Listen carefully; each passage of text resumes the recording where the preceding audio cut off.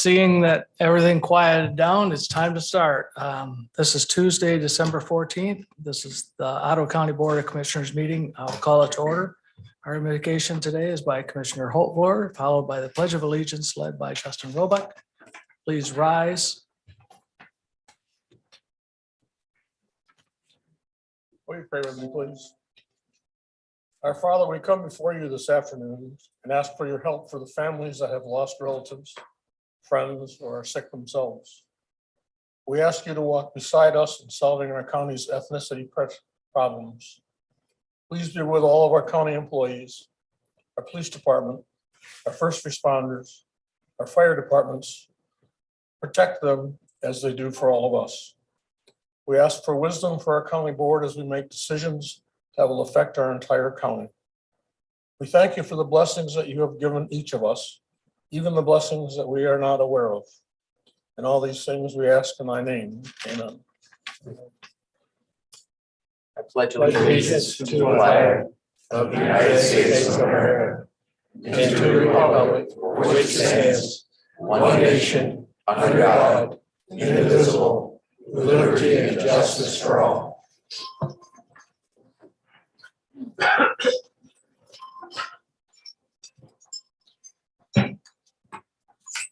Mr. Roebuck, would you call the roll, please? Yes, sir. Mr. Garcia. Here. Mr. Baumann. Here. Mr. Zylstra. Here. Mr. Dannenberg. Here. Mr. Meffelink. Here. Mr. Terpstra. Here. Mr. Holtvor. Present. Mr. DeYoung. Here. Mr. Kyers. Here. Mr. Bergman. Here. And Mr. Fensky. Here. Mr. Chair, we have a quorum. Thank you. Under presentations and petitions, presentation of petitions and communications, we have something from the sheriff's office, I believe.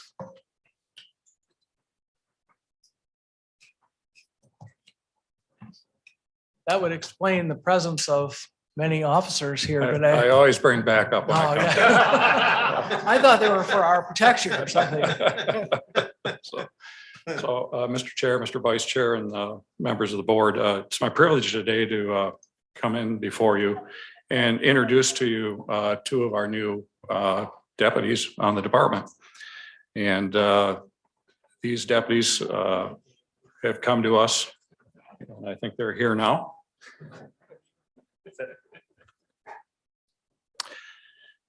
So as you know, we replaced two of our canines. We retired out two canines due to medical cancer issues. And that was canine Andy, which was his handler was Deputy Mark Bousset. And canine Pappy, which many of you may remember. Pappy was named after Reserve Deputy Arlen Gort from our agency that was killed in the line of duty in 1989.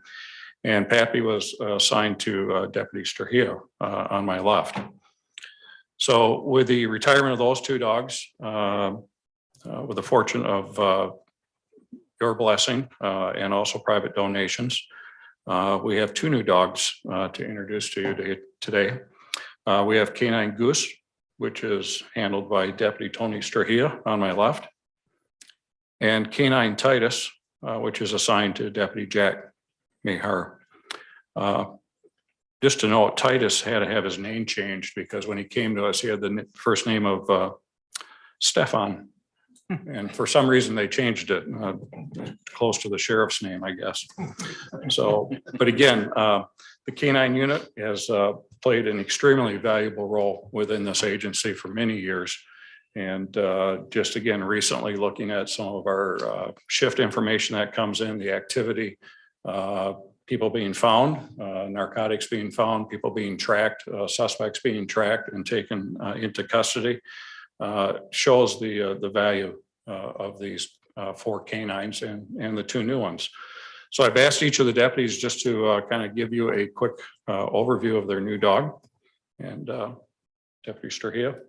I'm Deputy Stree. I don't need a mic. I tend to be pretty loud anyways. I'd like to thank you first for the continued support for a canine unit. These dogs are an absolute must for patrol. And the main thing is officer safety. They do a whole bunch for us that keeps us out of the line. This is canine Goose. He came from the Netherlands.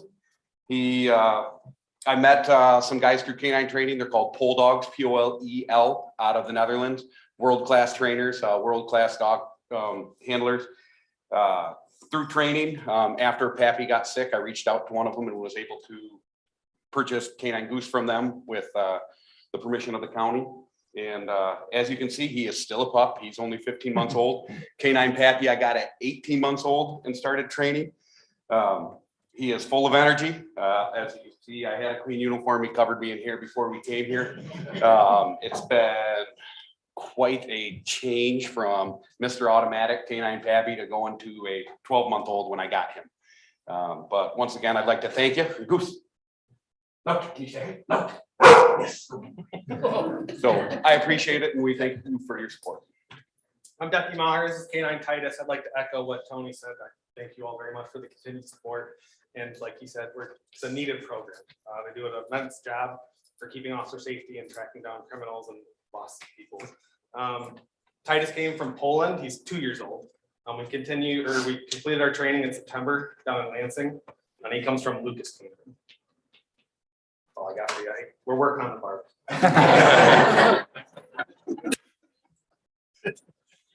We were going to ask for volunteers for the board if anybody wanted to put on the arm and take a hit, but nobody. Al, okay. Yeah, Commissioner DeYoung did mention that he thought he could outrun the dog. Okay. We could have an example. I'll pass. Well, I will say my last dog was clocked at like 32 miles an hour. So, you better be fast. So again, thank you to the board for your continued support of the agency, of our canine unit. And again, everything from criminal activity to public relations. It's a great asset in our toolbox for us.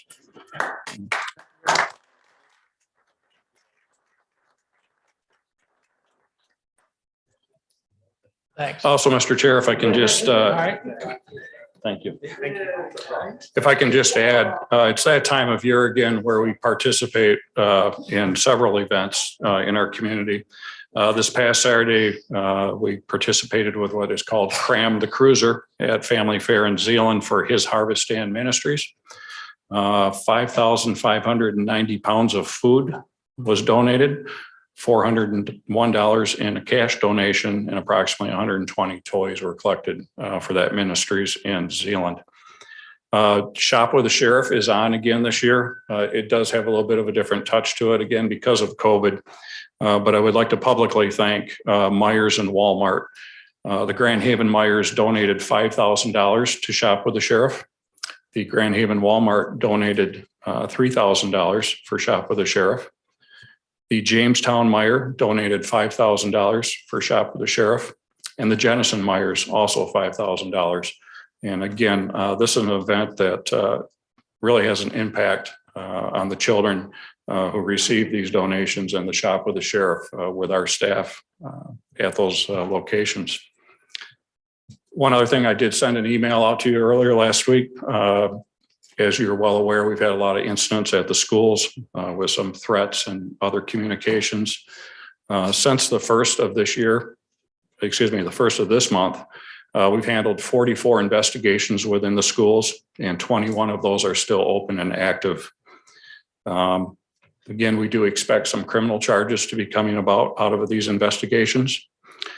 And we'd also just like to let you know, and I know the prosecutor also sent information out, that we are taking all these seriously. And we will investigate each and every one of these complaints that come in. Again, these are very disruptive to the schools, to our communities, and to the students that attend these schools. And again, as sheriff, I am committed, and our staff is committed to follow through on all these investigations and submit them to the prosecutor for the proper charges to take place. So again, we'll keep you advised as things move on. But again, it's kind of a sad thing that's taking place in the last month.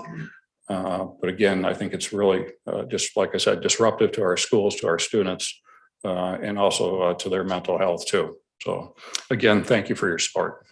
Thanks, Sheriff. All right, at this time, we have a couple of outstanding customer service awards. So I would ask Brittany Brown to meet me at the podium, please.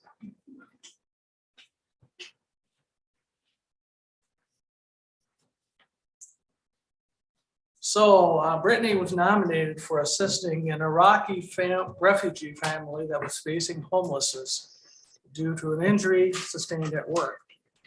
She walked alongside them to access services. Yes, thank you.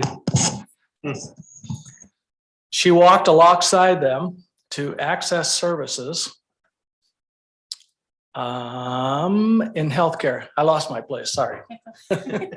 Legal guardians, housing, and financial security.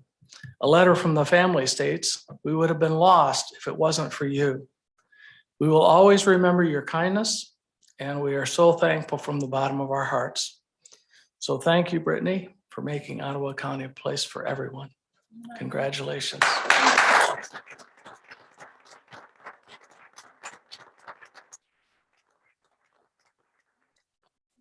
Yes. I'm Lisa Stefanowski, and I'm the health officer, and I just want to get up here and give a huge shout out of congratulations to Brittany. Sue is here, her supervisor, and this team is another really amazing example of how community partners have come together around a significant need that our families have in Ottawa County. And Brittany's just a wonderful example of how amazing it can be and how meaningful it can be in the families of our residents. So I want to thank all of you for your continued support. Our hospitals have been involved in this, and it's just a great collaboration. Thank you. Thank you, Brittany. And Sue.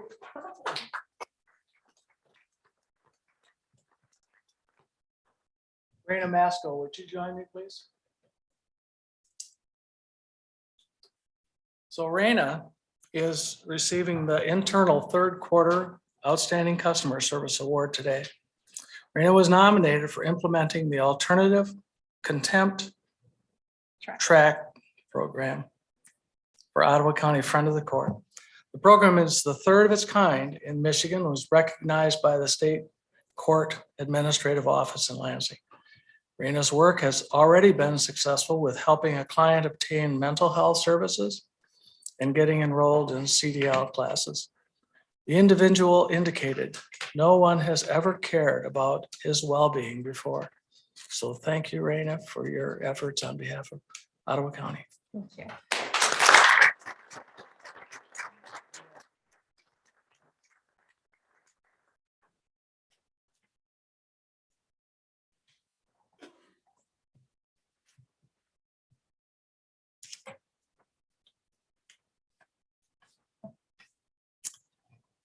The next thing on our agenda is GCSI update. Bob DeVries. Good afternoon, commissioners.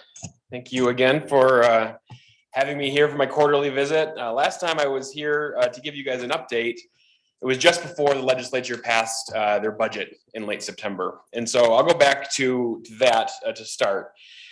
The FY22 budget was done in late September, just before the end of the fiscal year. Included a 2.6% increase in county revenue sharing, which has become a fairly standard, usually it's somewhere between 2 and 3%. And so that's kind of on target with what we've expected in the past. But for us, our major accomplishment in this budget was after 2 years of work, we were able to get $1,141,500 appropriated to Ottawa County specifically to pay for the new groundwater monitoring system, which I know had been a priority for the county for a while. And so a lot of credit to our Ottawa County legislators who joined me kind of in that effort. And really also to John and to Paul Sachs, who were very much available to legislators to answer questions and to underscore the importance of this for the county. But we kind of started this process a couple of years ago, hoping to get the state to pay for half of it. And we were able to kind of through effective advocacy, convince them that this had a statewide importance, though it was directed to Ottawa County. We were able to get them to pick up the tab for the entire thing. So that's our good news for the last budget. The budget process is a little bit different moving forward because of all of the money that's sitting around from Washington, D.C. There, ARPA money, there's some CARES Act money left. This Build Back Better stuff is coming up, as well. And so the state is sitting on more money than it's had in a very long time. And the legislature has gone a little slower than we all expected on figuring out what to do with that. Today is the last day of the legislative session for this year. And today I expect the legislature is going to pass a supplemental spending bill that appropriates about $1 billion for economic development and be tied to to one specific project to try to keep GM from moving a new planned battery plant out of Michigan like Ford recently did. There'll be some incentives for GM, and it will also create an incentive fund for other major projects like that in the future. The House has also passed a supplemental appropriating quite a bit of COVID relief money to schools. And that hasn't gone through the Senate yet, but there's a chance that that could happen today as well. But there's about 6 or 7 of these supplemental spending bills being kicked back and forth, and there hasn't really been a unified strategy yet between the governor and the House of the Senate on what to do going forward. The Republicans in the legislative leadership have made it pretty clear that most of this money has a 3-year expiration date, and so there's no reason to necessarily be in a hurry, whereas the governor has kind of taken the opposite tactic and said we should probably spend all of this as soon as we possibly can. And so far, the legislature has held off, but that'll be a big part of what happens, I think, in the first quarter next year. A couple of specific legislative priorities that we've talked about. We were able to get a bill passed creating the 5th Circuit Court judgeship in Ottawa County. And a little bit surprisingly, the governor vetoed it. And her reasoning for vetoing it is other counties need new judges too. And so go and take care of all of their needs as well. And so I feel like we were a little bit penalized for being first and getting our thing done quickly. But we've got a bill that has now been through the Senate that takes care of all of the counties that need judges and not just Ottawa County, sitting in the House waiting for action. And I expect that to be done in January. And the governor has pledged that she will sign that bill. Also, this morning at about 9:30, the governor was presented the bill that extends county commission terms to 4 years. All indications are that she will sign it, though she hasn't made public comments there. And so everybody kind of is interpreting messages from her staff, messages from people that say they know what she's thinking, but I think it's expected that she will sign it, but you never know with these things. So she's got 14 days from this morning to sign or veto that bill. Another issue that we've talked about quite a bit this year is the ongoing efforts to change things regarding how community mental health works. I guess I'm happy to say that most of those efforts have stalled. They have been not well received by, I think, the county CMH director and people that are experts at this at the county level. We're very concerned about what those would do to both the funding levels for the county and just ability to provide needed care. I had thought that by now the Senate bill, which is sponsored by the Senate Majority Leader, would have been passed out of the Senate. Generally, a Senate Majority Leader is able to get their priorities out of their own chamber, and this one has proven tricky. And I think that's probably because a lot of the people, in the CMH world have united to oppose these changes, and hopefully we'll be able to continue to hold the line. One other thing that we've talked about before is just Open Meetings Act. As you know, the ability to meet virtually via Open Meetings Act right now is going to be done at the end of this year. I do not expect that to change. There's got to be 24 different bills trying to extend that one way or the other. This is one area where Republicans and Democrats are just still fighting over results of the pandemic. And so I think many people would like the Open Meetings Act to extend to virtual participation. And I think that it's inevitable that it will at some point in time, but we're going to go through a period of time, and whether that's months or whether that's all of next year, I don't know, but there will be a period of time where that will not be an option that is available to local governments.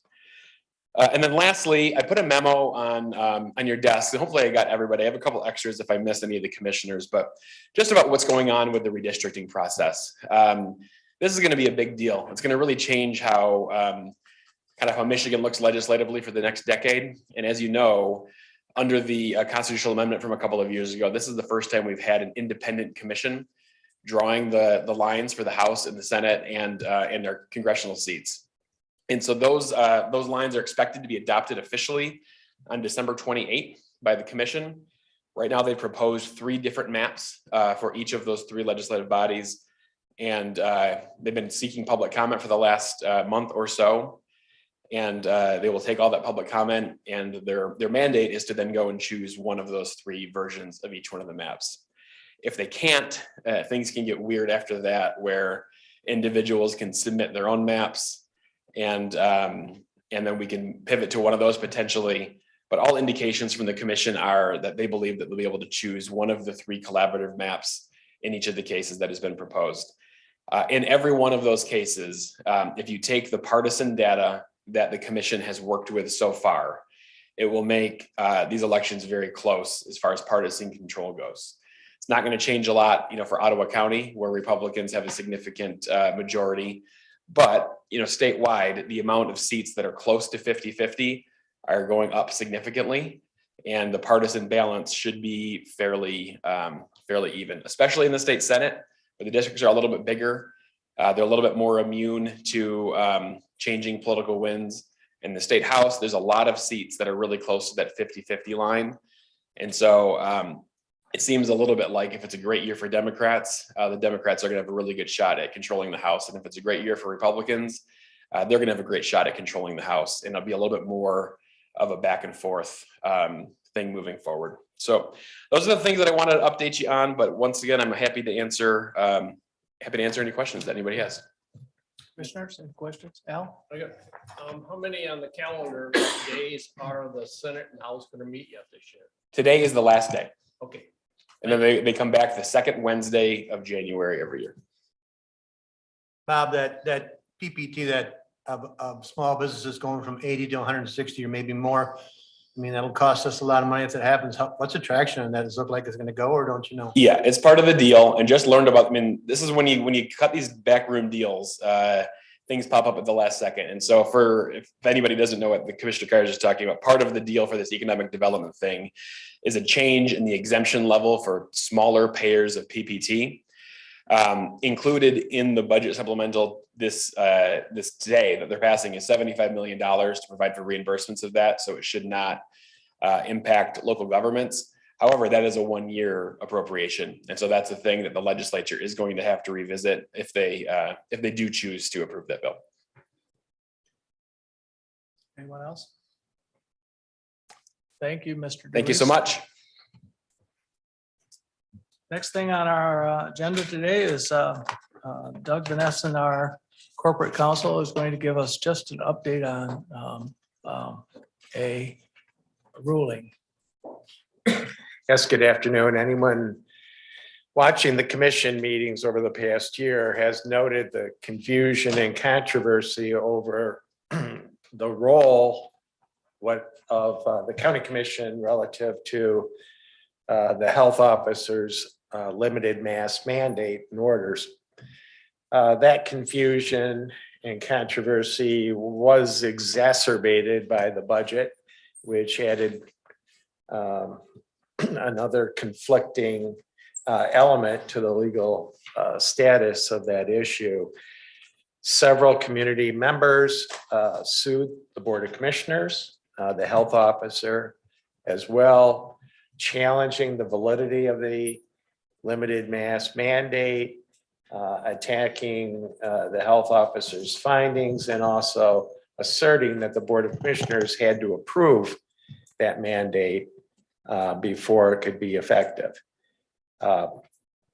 Last Monday, the 20th Circuit Court granted the health officer and the County Board of Commissioners motion to dismiss that case. The court declared that any challenges to the mask mandate had been dropped in terms of the lack of findings of the health officer with her clarification, and that the only remaining issue of whether the board had to approve the health officer's order was covered by the statute, and the statute leaves no discretion whatsoever in the Board of Commissioners either to approve that order or disapprove that order before it is put into effect, or somehow to reverse that order.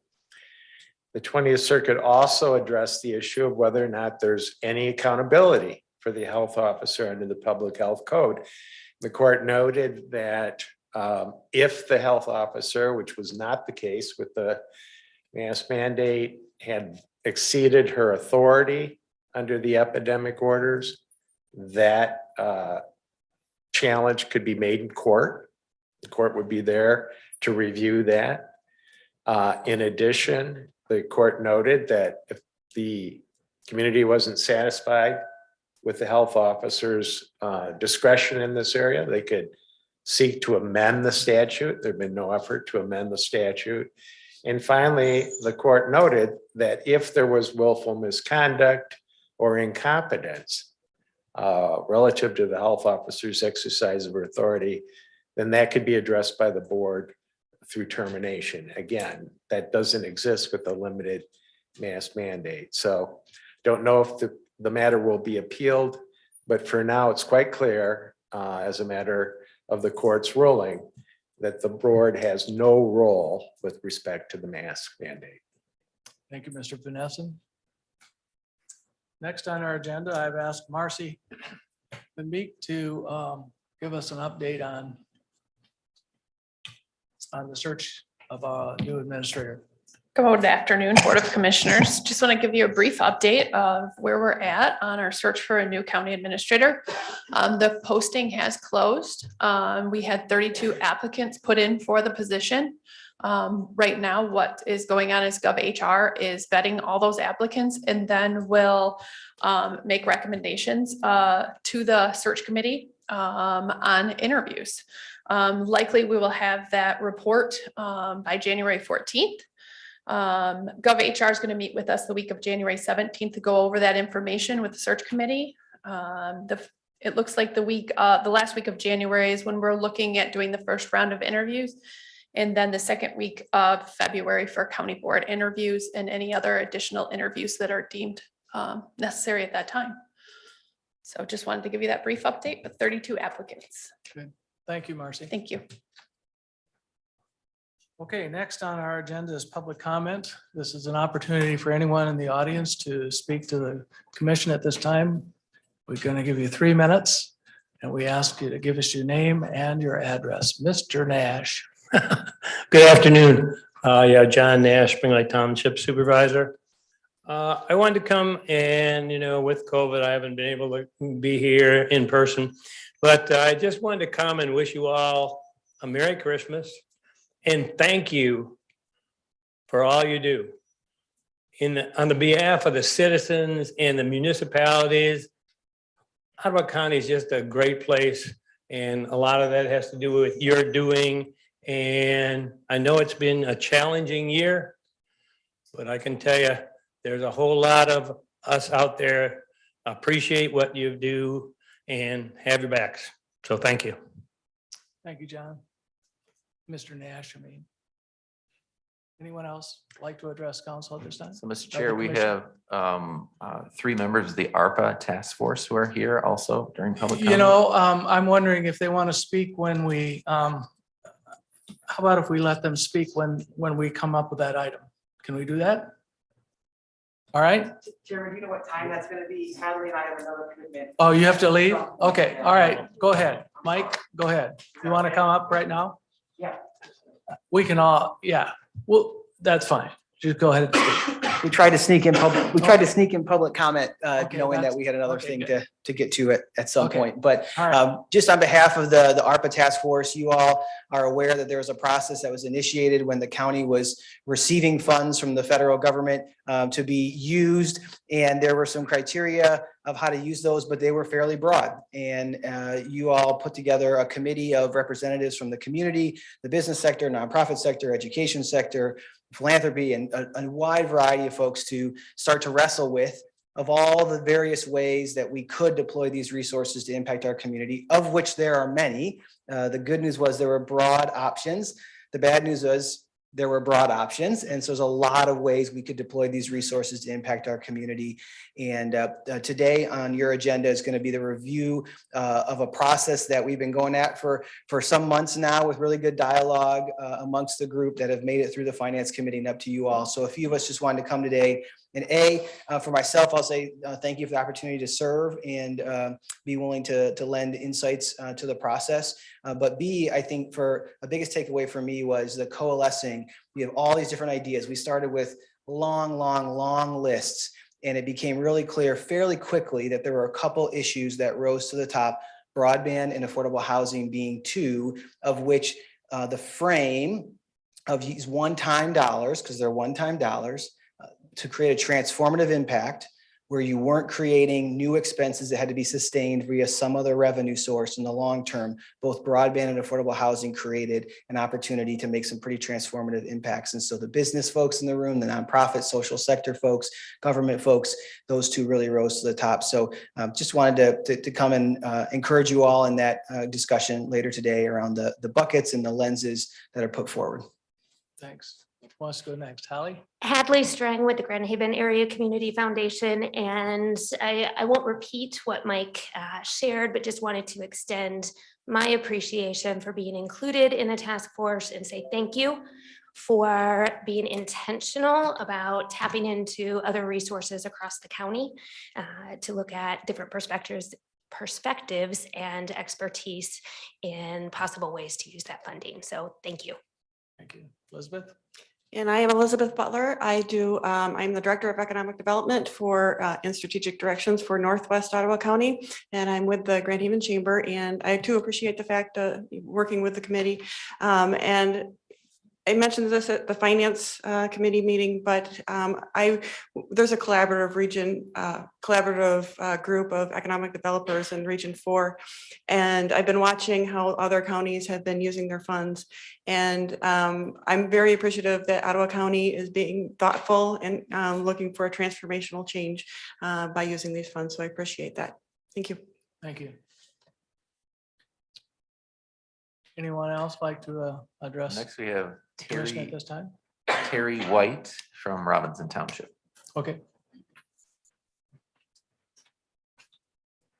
Yep, I'm Teresa White from Robinson Township. I'm a little different than, as a small business owner for the last 35 years in Ottawa County, 3 different businesses, 1 with employees, 2 without. Rather than accepting more COVID money as in the American Rescue Plan, I would say no more. But if you do, maybe divide up the 57 million with 50 going to businesses that were deemed non-essential and say that you are sorry that you said that and judge them that way. Then take the remaining 7 million, invest that for the children who lost their schooling and will be suffering issues from being masked for close to 2 years. Seems my time's not up. Watching the health department meeting, the commissioner meeting this week, mentioning the retaining of businesses. That doesn't sound like growth to me. I would consider the county is going backwards. And with the county going backwards, property tax and sales taxes will also decline. I thank you for your time and the opportunity to speak. Thank you. Is there someone else? We have no more in person. Is there anyone in the audience that would like to speak to the commission at this time? If not, we're going to go on. All right. The next thing is approval of agenda. Can I get a motion, please? So moved. Support. It's been moved and supported. Comments or questions? All in favor, say aye. Aye. Opposed, same sign. Thank you.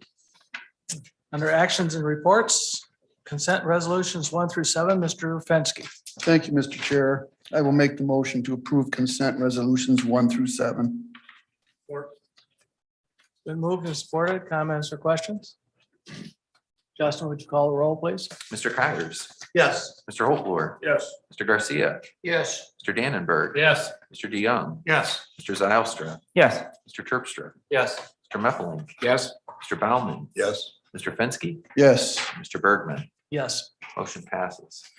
Under public hearings, there are none. Under action items from Finance Administration, Mr. Baumann. Thank you, Mr. Chairman. In regards to the fiscal services personnel request, I make a motion to approve the request from fiscal services to add 1 full-time benefited provider compliance and claim supervisor at unclassified pay grade 10 at a cost of $110,732 paid for with Medicaid and grant funds. Support. It's been moved and seconded. Comments or questions? Justin, would you call the roll, please? Mr. Garcia, Yes. Mr. Fenske, Yes. Mr. Zylstra, Yes. Mr. Dannenberg, Yes. Mr. Terpstra, Yes. Mr. Meffelink, Yes. Mr. Holtlohr, Yes. Mr. Baumann, Yes. Mr. Kyers, Yes. Mr. DeYoung, Yes. and Mr. Bergman. Yes. Motion passes. Regarding the grant agreement for Ottawa Sands, I make a motion to approve and authorize the board chairperson and clerk register to sign the four-way grant agreement with the Bill and B. Idema Foundation, Ottawa County Parks Foundation, and the Ottawa County Parks Commission for the financial support for the Ottawa Sands Master Plan, which would offset the development costs needed to construct the infrastructure to the already funded Idema Explorers Camp, the Treehouse Village and the Yurt Village, and to approve the naming of the Ottawa Sands Greenway camping area, the Idema Explorers Camp. Been moved and supported. Comments or questions? Justin, would you call the roll, please? Yes, sir. Mr. Dannenberg, Yes. Mr. Baumann, Yes. Mr. Fenske, Yes. Mr. Meppelink, Yes. Mr. Terpstra, Yes. Mr. Garcia, Yes. Mr. DeYoung, Yes. Mr. Holtfloor, Yes. Mr. Zylstra, Yes. Mr. Kyers, Yes. and Mr. Bergman. Yes. Motion passes. Regarding the coastal zone management grant application fiscal year 2023, I make a motion to approve and authorize the board chairperson and clerk register to sign the resolution for the Michigan Coastal Zone Management Program for funding assistance to construct a kayak launch and supporting facilities at Ottawa Sands. Support. Moved and supported. Comments or questions? Justin, would you call the roll, please? Mr. Kyers, Yes. Mr. Holtfloor, Yes. Mr. Meppelink, Yes. Mr. Terpstra, Yes. Mr. Garcia, Yes. Mr. Zylstra, Yes. Mr. Fenske, Yes. Mr. Dannenberg, Yes. Mr. DeYoung, Yes. Mr. Baumann, Yes. and Mr. Bergman. Yes. Motion passes. Regarding the COVID-19 American Rescue Plan Act Advisory Committee items, I make a motion to approve the COVID-19 American Rescue Plan Act Advisory Committee proposed lenses, project evaluation, focus areas, and flow diagram. Been moved and seconded. Comments or questions? Yes, Mr. Chairman, I gotta ask a question. If I'm understanding this, is that to get in on the list for the money, it has to come through either Housing Next, Lakeshore Nonprofit Alliance, or Lakeshore Advantage, or am I wrong on that? Well, if you don't mind, Mr. Chair, I'll have some summary comments. Okay. And then Paul Sachs will provide some more detailed information that'll answer that question and potentially others as well. Okay. So as you heard in public comment, we've had a task force meeting for the last 4 months or so to come up with a collaborative recommendation on how to spend our allocation of the ARPA funds, which is approximately $57 million. And so out of that, the ARPA task force is providing a recommendation on the process by which applications for funding would be received and reviewed. It has, I believe, 6 criteria or lenses by which those applications would be reviewed. And then there are 5 major buckets of funding that the application request would be funneled into. And so that's the general sense of it. In answer to your question, Mr. Dannenberg, one of the things we're looking at is possibly having what we call bucket managers. So you have these 5 buckets, and we may look to enter into an agreement with an organization. So for example, I think you mentioned Housing Next. So one idea is perhaps we could enter into an agreement with Housing Next to handle the affordable housing bucket, so that the county is not entering into 48 agreements with 48 different organizations, all wanting to submit applications regarding affordable housing. Housing Next would sort of be our bucket manager that would handle that task for us. But and I'm not going to try to steal Paul's thunder, but in essence, any applications that would come to the task force, they would make a recommendation on whether that application would meet the criteria for funding. It then would come to the finance committee and then ultimately this board for approval. So this board would be approving any application for funding. But before I say much more, I know Paul wanted to go into a little bit more detail as to how that process would work, and then we'll answer any questions that you have.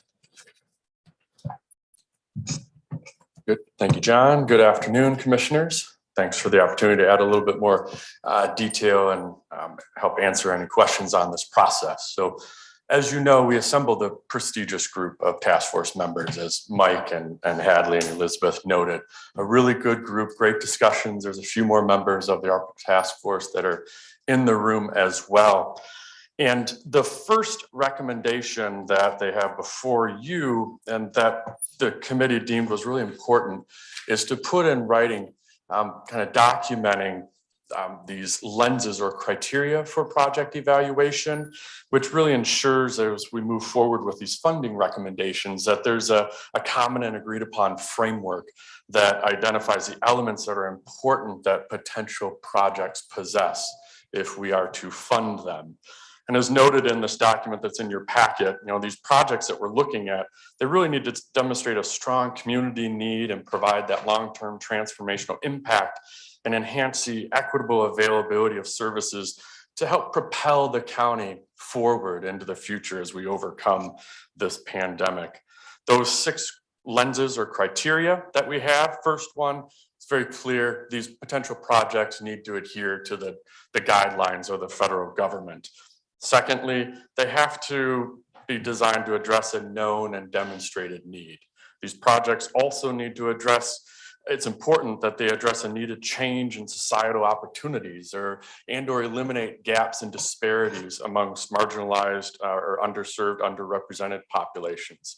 It's also important as we look at projects to consider whether or not they would even materialize without this infusion of these dollars that become available. Fifth, it's important as well to consider the opportunity for the long-term sustainability of some initiatives. We're looking for transformational projects, right? Things that otherwise wouldn't happen, but are needed in the community. And then how would that project continue moving forward into the future to provide the services that our residents and businesses need? And lastly, it is the ability for us to quantify that impact. How can we do that from an evaluation perspective? And that's really important to the federal government as well in their criteria, that we look at those outcome-based results of those projects that we fund. Do they make the impacts that we said they would? And that is so valuable for us to know and for our residents to know that we made the right choices moving forward. The second recommendation then before you are the focus areas for which the task force is recommending this funding be categorized. And as was mentioned earlier by some of the members, this has been a long process. We've spent months and had several meetings as a task force going through this. And in between the task force meetings, those subgroups, if you will, of members, those economic development agencies would get together in between meetings and talk with the business community about their needs. Our foundations and our nonprofit task force members were getting together in the nonprofit space and the Lakeshore Nonprofit Alliance and those members and trying to get a feel for what the community needs are, the health and human service needs. That was just really good discussion, and we bring that back to the task force, and our buckets ranged in sizes, right? We have 5 buckets before you, but we had 2 buckets at once, 3 buckets, we had more buckets. Conversations such as water and wastewater and public transit were talked about. Eligible uses, but we really looked at the needs of the community right now. And we also took into consideration the extent of additional infrastructure dollars that are becoming available. Billions of dollars becoming available to address water infrastructure, public transit, transportation. That was a factor. So we honed it in to these 5 buckets that really have that need based on our representatives that have a pulse on the community and the constituency. And those buckets are affordable housing that was talked about. That was one of the biggest issues facing not only our residents, but also our employers. So that was a focus area for projects. The second bucket is business stabilization to meet our business needs. In the business community, they're saying, in addition to their bucket, like affordable housing is so important for their needs as well. And they also mentioned broadband, but for business, I mean, we're looking at, business retention and also retention of employees through workforce development and training opportunities and projects. All these are just examples, right? We'll pull in projects. Other ones would be automation opportunities in light of workforce challenges amongst our business community. The third bucket are the social and human service needs. This is working to address, mental health issues amongst our population. This is doing childcare is a really big issue right now in our county. Those are the types of human service discussions and needs that are being talked about with the committee. Fourth bucket, as was mentioned earlier, is broadband. It's a big opportunity. And yes, there are dollars becoming available for broadband. And that is noted. And we also need to keep tabs on how that funding will become available. There's been multiple grant opportunities for broadband that have been available. Not necessarily, as a county, we haven't necessarily been eligible for a lot of these grant programs. Either we're not rural enough, we're not economically distressed enough, or those dollars go direct to the providers, and those providers are not necessarily addressing the gaps that we know we have across the county. So this is a really important bucket for us. And we have several years to kind of figure out and work in this dynamic environment with the federal and state dollars for broadband and where that'll bring us. And then lastly, the fifth bucket are for county projects. And while all the other buckets are obviously incredibly important, the county bucket is also incredibly important. This allows us to pursue enhancements for significant service delivery for the residents we serve across the county.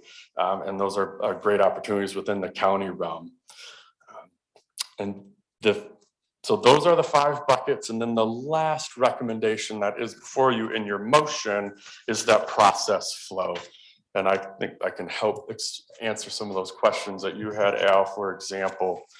So the process flow chart that you have in your packet, this is a general structure. Right? There's lots of details and nuances that go into each of these steps, but we wanted to put this on paper to give you a sense of where we are thinking and recommending this process flow to be most efficient, effective, and most connected with the communities of need. So that step 1, that is that application for funding. That's essentially, we've been tweaking this, as we continue to talk every day. But generally, this one would be for us to broadcast a request for qualifications to an entity that is most closely connected with that individual sector. So it could be an economic development agency that would be our bucket manager for the business stabilization bucket. They're the ones that are closest, whichever entity we collect that would be that we select to be qualified, they're most connected with the business community. They can promote and solicit projects to come to them. They can look at those projects, determine whether or not they're eligible, use their criteria. And then those projects that are that bucket manager that John had referenced, they would bring those recommended projects to the ARPA task force for review. They would make a decision, and then we bring it to finance and ultimately to the Board of Commissioners for those individual projects within the bucket. So I know we noted, to answer your question a little bit further, Al, we put e.g. an example what those bucket managers may be. So for housing, maybe it's Housing Next. I'm not sure. Maybe it's an example. Maybe it's Lakeshore Advantage for business. Maybe it's the Lakeshore Nonprofit Alliance for the human service needs area. There will be criteria to be a bucket manager, and we'll put that in the request for proposals. Not every entity will be qualified. Not every entity would want to even get involved in this process, which has a lot of reporting and other requirements to it. But we believe as a group, it's really important that we have this additional layer from the county to these managers that are connected with each of these bucket constituencies.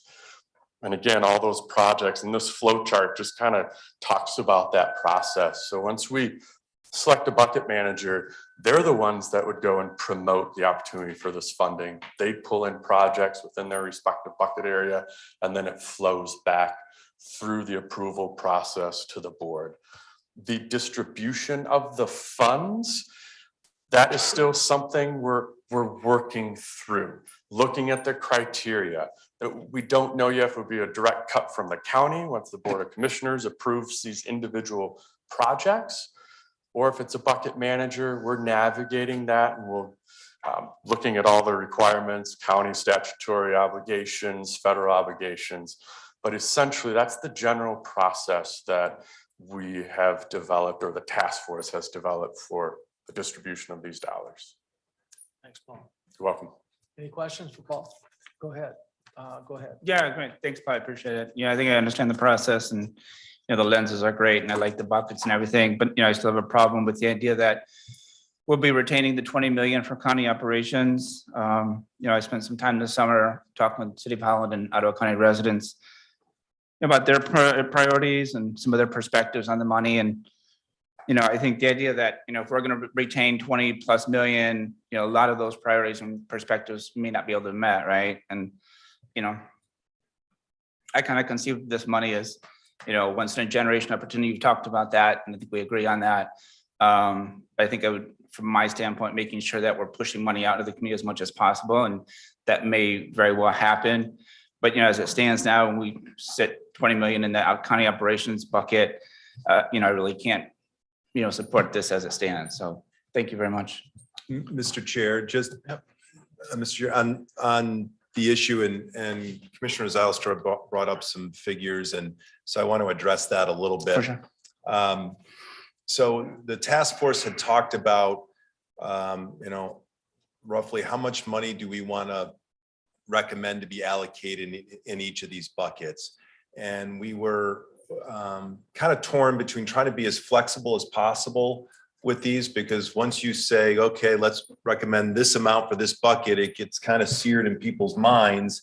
And at the end of the day, we're not sure what kind of applications we're going to receive. And maybe we get a lot more applications in one bucket than we do in another, and we may want to have some flexibility to reallocate some funds. And so, some of the numbers that, we had talked about of this 57 million, the county initiatives bucket would be, it could be 20 million, for example. Affordable housing, I think, was 13.5. The business needs was 6.5. Human service needs was 2 million. I think broadband was anywhere up to 15 million, recognizing there may be other funding available. But just a couple things is, one, these are just suggestions at this point, and we're not looking for the board to assign a specific dollar amount to any of these buckets at this point, because I think we really want to see what type of applications we receive.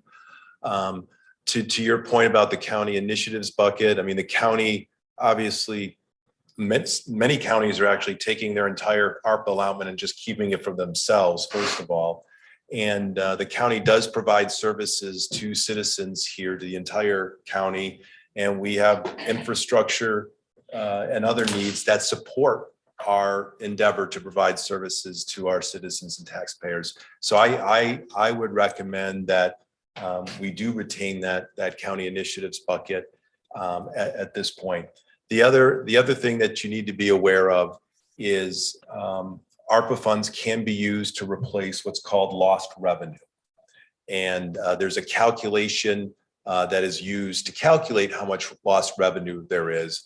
And without getting into the weeds on that, the Treasury Department says, hey, we're going to look at your revenue from, I think it's 2016, 17, and 18, and compare that to your revenue for 2020, 21, and 22. And if it's lower, if your revenue now is lower than it was back then, that's considered lost revenue. And ARPA funds can be used to replace that lost revenue. And the thing with lost revenue is the restrictions on how you spend that money is significantly less if it's considered lost revenue. So Karen in Fiscal Services, and I believe she had her auditor also take a look at these numbers. We've calculated the numbers for 2020, and we're making some estimates for 21, calendar year 21 and calendar year 22. So we really won't know the actual amount until the end of 22, but it's possible that all 57 million of our ARPA allotment could be considered lost revenue. And so you need to be aware of that. And again, we can have flexibility on this, but the county could say, we're going to keep all 57 million for ourselves to replace the lost revenue. And again, I don't want to, when we say lost revenue, it's how the Treasury calculates that, and we had some one-time big revenue sources back in 2016 through 18 that we didn't have now. So I don't want to make it sound like we literally lost 57 million, because that would have a huge impact on our budget. But we could use all of that for ourselves. But I think with the formation of this task force, this county board recognized that we want to have a collaborative process by which we try to use these funds in the most transformational way possible. But I just wanted you all to be aware, that it is possible that entire allotment could be considered lost revenue that the county could use for itself. That is not our recommendation at this point. But I would just say that we want to be flexible in terms of how much we allocate to each bucket. And we're not asking you to make that decision today. What we're asking for is, are you good with the process by which Paul has described how the application process would work? Are you okay with the 5 or 6 lenses or criteria by which we would evaluate this? And are you good with the 5 buckets of major funding? And then, as Paul mentioned, all of this, any of these applications would eventually make their way through the Finance Committee and ultimately to the Board of Commissioners. So when we get to specific applications of, yes, we want to fund that with ARPA dollars, or no, we do not, that decision will ultimately be made by the Board of Commissioners. Bill? Paul, I'm just thinking, as far as these bucket managers, we'll have a good job description of what they're covering in contact form, that, I mean, here and there, one of us commissioners might have, something that we want to bring forward to them, and that'll all be in the bucket manager, that. Yes, yeah, it'll be detailed with the RFQ. We'll understand all their qualifications, contact information. I would expect that we would engage into a contract with that entity to ensure they meet all of our expectations of communication, transparency, and the federal requirements for the work they do. Perfect, thanks. Anyone else? Paul, I got a question, and I'm going to vote for this. I think it's a good plan. But my question is, in particular, how do we allocate this money so we don't compete with the private sector? And we talk a lot about affordable housing, and I'm all about affordable housing. I think no matter where you go in our county, people are talking about affordable housing. So how do you allocate this money to like a nonprofit so they can build affordable housing project right next to another housing project that's got to pay their full shot because they're privately owned? Any suggestions on that at all? Yes, with the housing in particular, we have been talking about what those projects might look like, and they would be in conjunction with the developers. And one of the biggest hurdles for housing and affordable housing, there's quite a few hurdles, but it's the financing of those projects. And to get the types of LIHTC credits that you need to make some housing units work. Paul, what's LIHTC? Oh, low income housing credits, tax credits. So that helps the developer offset their costs. To get the LIHTC approved by the state, it's a competitive process. So if we're able to partner with a developer, and this is, for example, in some of the projects, and they say, hey, we have this project, we need a little more financial incentive to help this work, and we're working through the details, we could have this disbursement for affordable housing be a forgivable loan, for example. So that helps the developer increase their rank in the competitive process to receive the credits they need for housing. And then we could do a short-term payback, maybe a 15-year payback on that loan that we gave them for housing. And then ultimately, and these are the details we're working through, right? Just an example, we could launch a project with a developer using the ARPA dollars in that way. Then we could potentially replenish or capitalize a housing fund down the line once the developer repays that forgivable loan. So in essence, they will be property tax payers. Yes. Okay. And same with broadband. We're not looking to start our own internet company, where we're competing with Spectrum or something like that. We would provide funding, and we would hope that the internet providers would also throw in fundings where they're extending their own broadband. We're just providing a little bit of a financial assistance to do that. We don't want to be a provider of something like that. And maybe a little bit further on the broadband one too, as you recall, in collaboration with the private sector, we built cellular communication towers because it helped their ROI, right? The private sector is not going to build in areas that are low population density. But if we can come in, it's a public-private partnership and build some capital infrastructure, then the providers are leasing off our towers. So we get revenue off that to put into a technology fund. They deliver last mile. Broadband is something very similar. Maybe they don't have the capital infrastructure in our rural areas because it doesn't work with the bottom line. But what if we own some of that middle mile and they lease off of it? So it's collaborative that way. Frank? I have a couple of questions, and I appreciate the work that's been done here. Is it my understanding then that this committee, the advisory committee, would be members, or that the bucket managers would come out of this committee? Not necessarily. Maybe yes, Not maybe no. necessarily. This Okay. would be an open RFQ, Okay. whichever entity would like to apply. Is there opportunity for other residents to become part of that organization of the bucket? I assume that the bucket manager is not going to work alone in determining whether we approve or don't approve a certain request, right? Yes, they would be supported themselves. We would hope that the entity, the bucket manager, has a close enough pulse on that constituency area, and they could get projects. But we would support them in evaluating, and then it would ultimately come all the way back through the full task force for review and Okay. support. And I know that we're voting only on the lenses project evaluation and the focus areas and the flow diagram, and I think that those are great.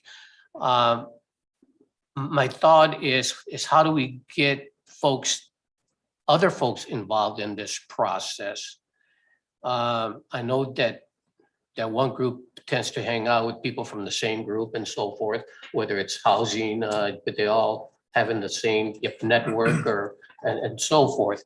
And sometimes that's a small circle.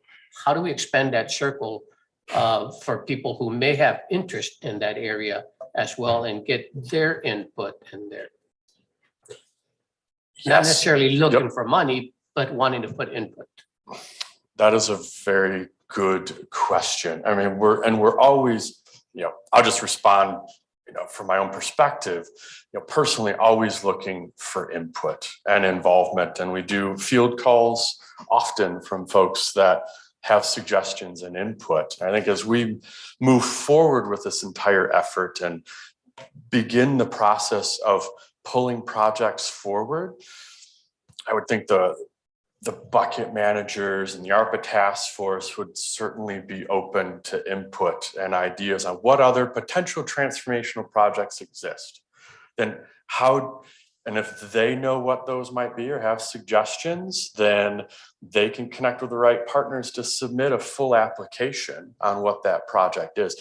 Everyone will have a chance to fill out an application for something that they believe is transformational and to make it all the way through the process.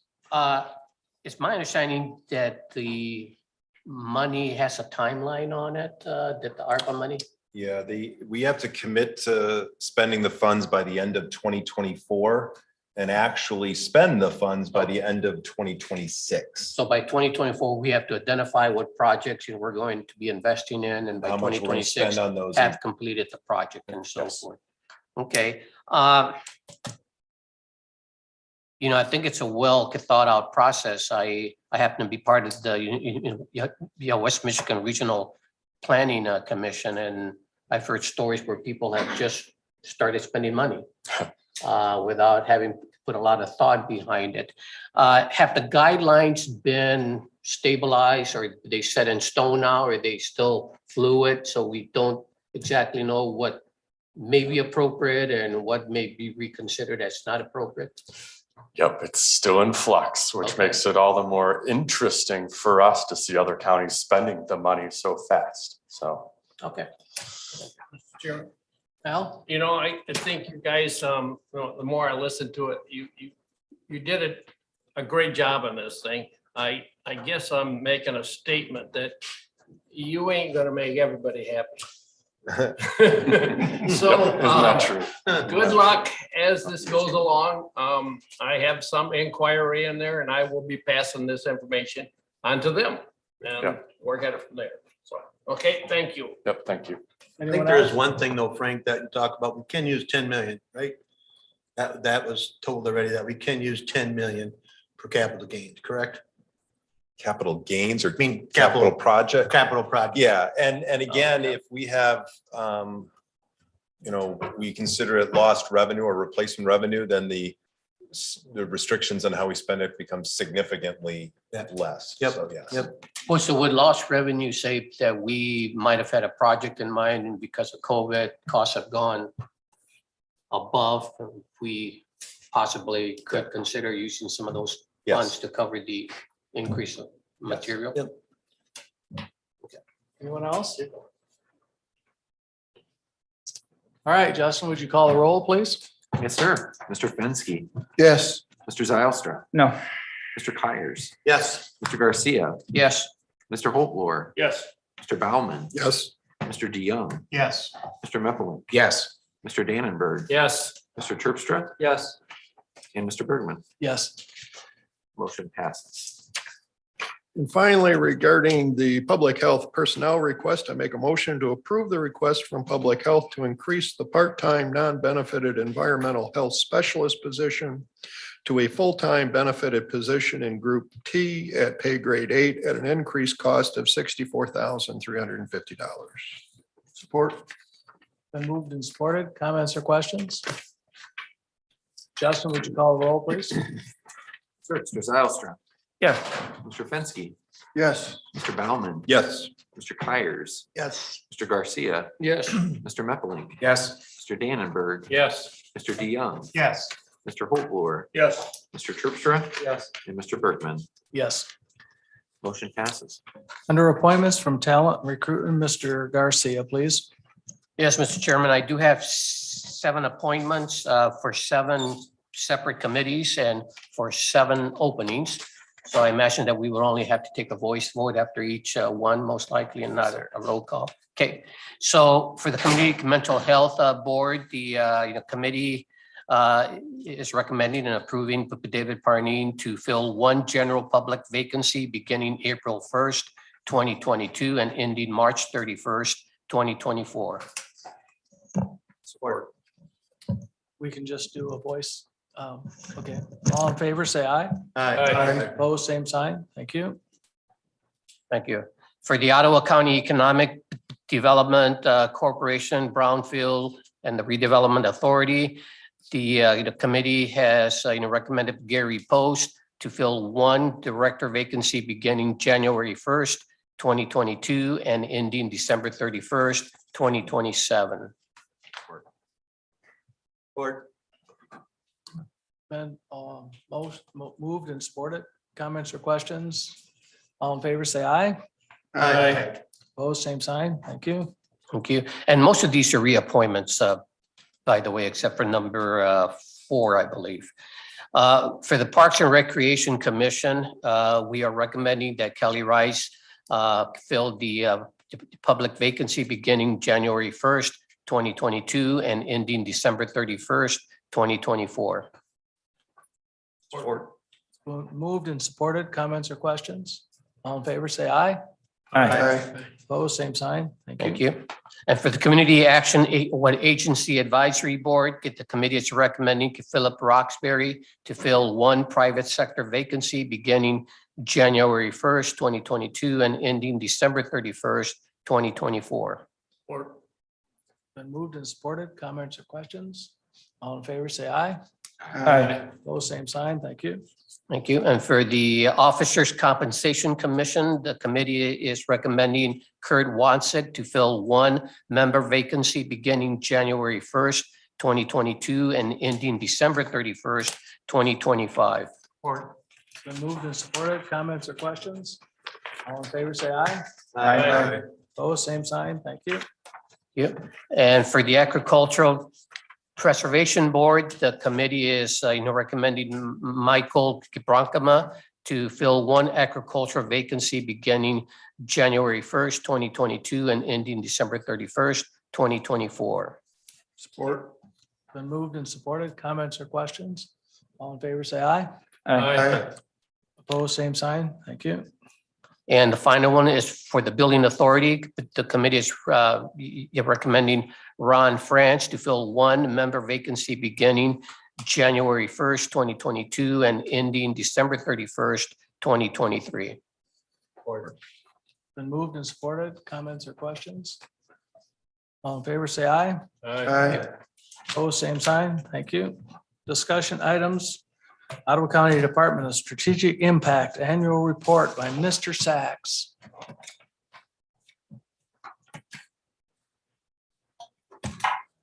Thank you. And Lee Madison, we have a PowerPoint available.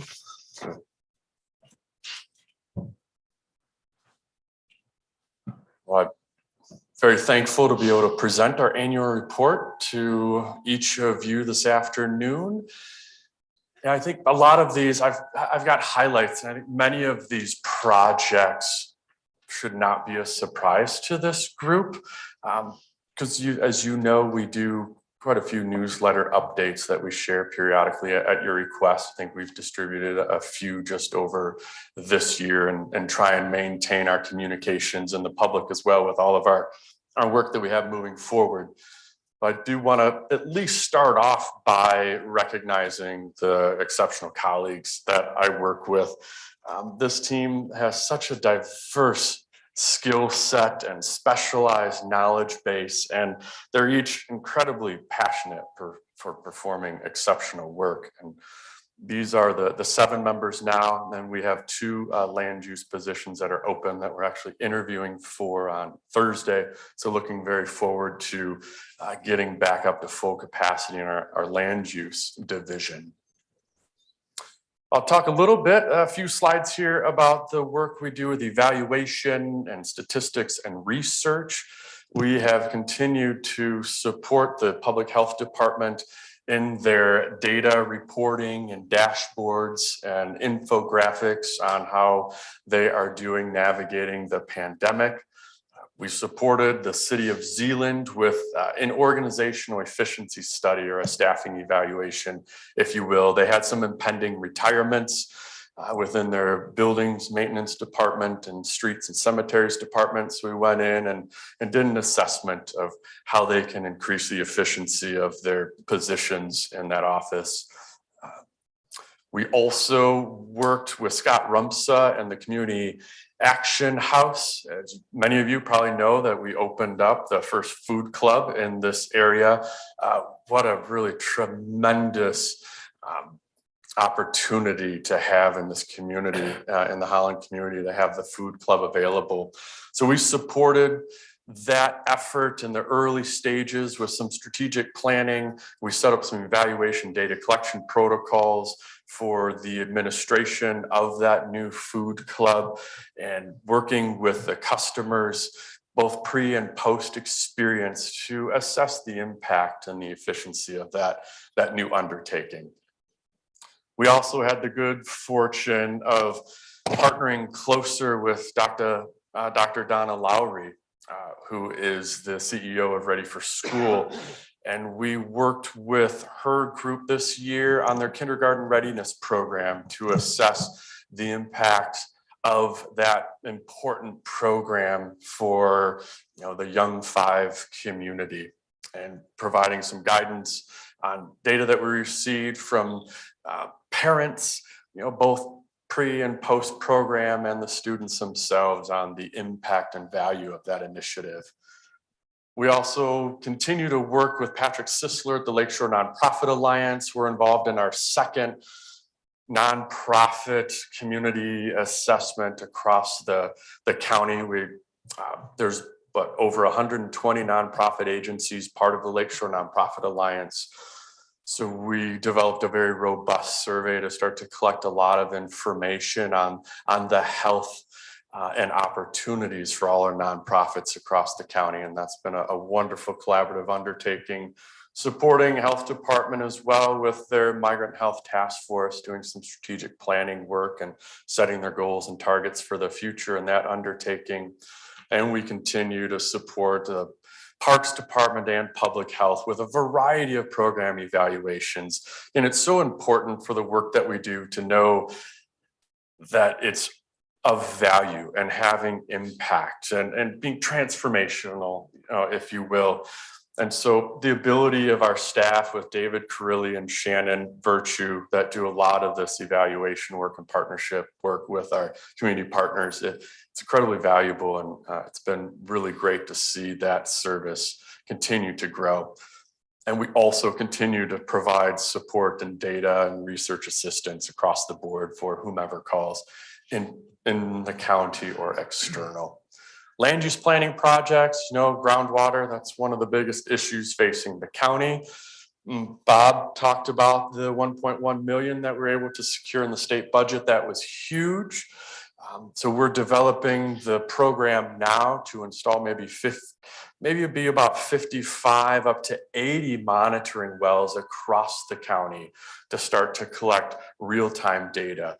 And as we are installing those wells, and we'll have real-time data that will be funneled into a management system, as we drill the wells, we're also getting core sample data, the real geologic material. And that's something as statewide, the whole state is lacking on having a very thorough understanding of its geology.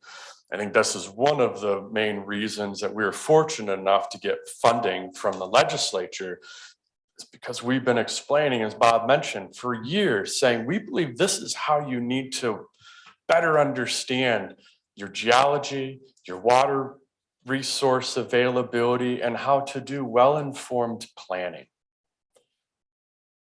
And this is a pilot project, we believe, for the state. So we've started to install a few wells already.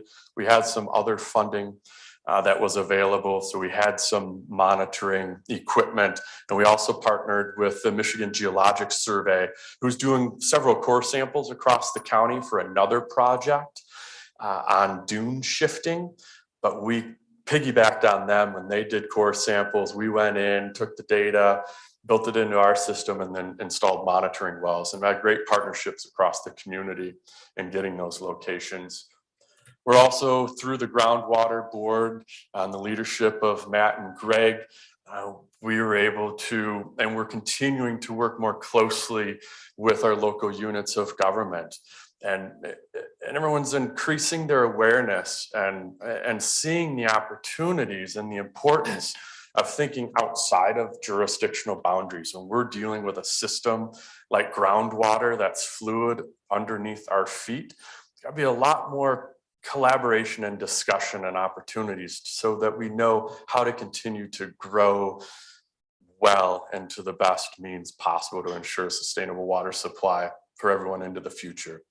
So I'm very thankful for the Groundwater Board's work in supporting those efforts. It's going to be years of continued effort in that space.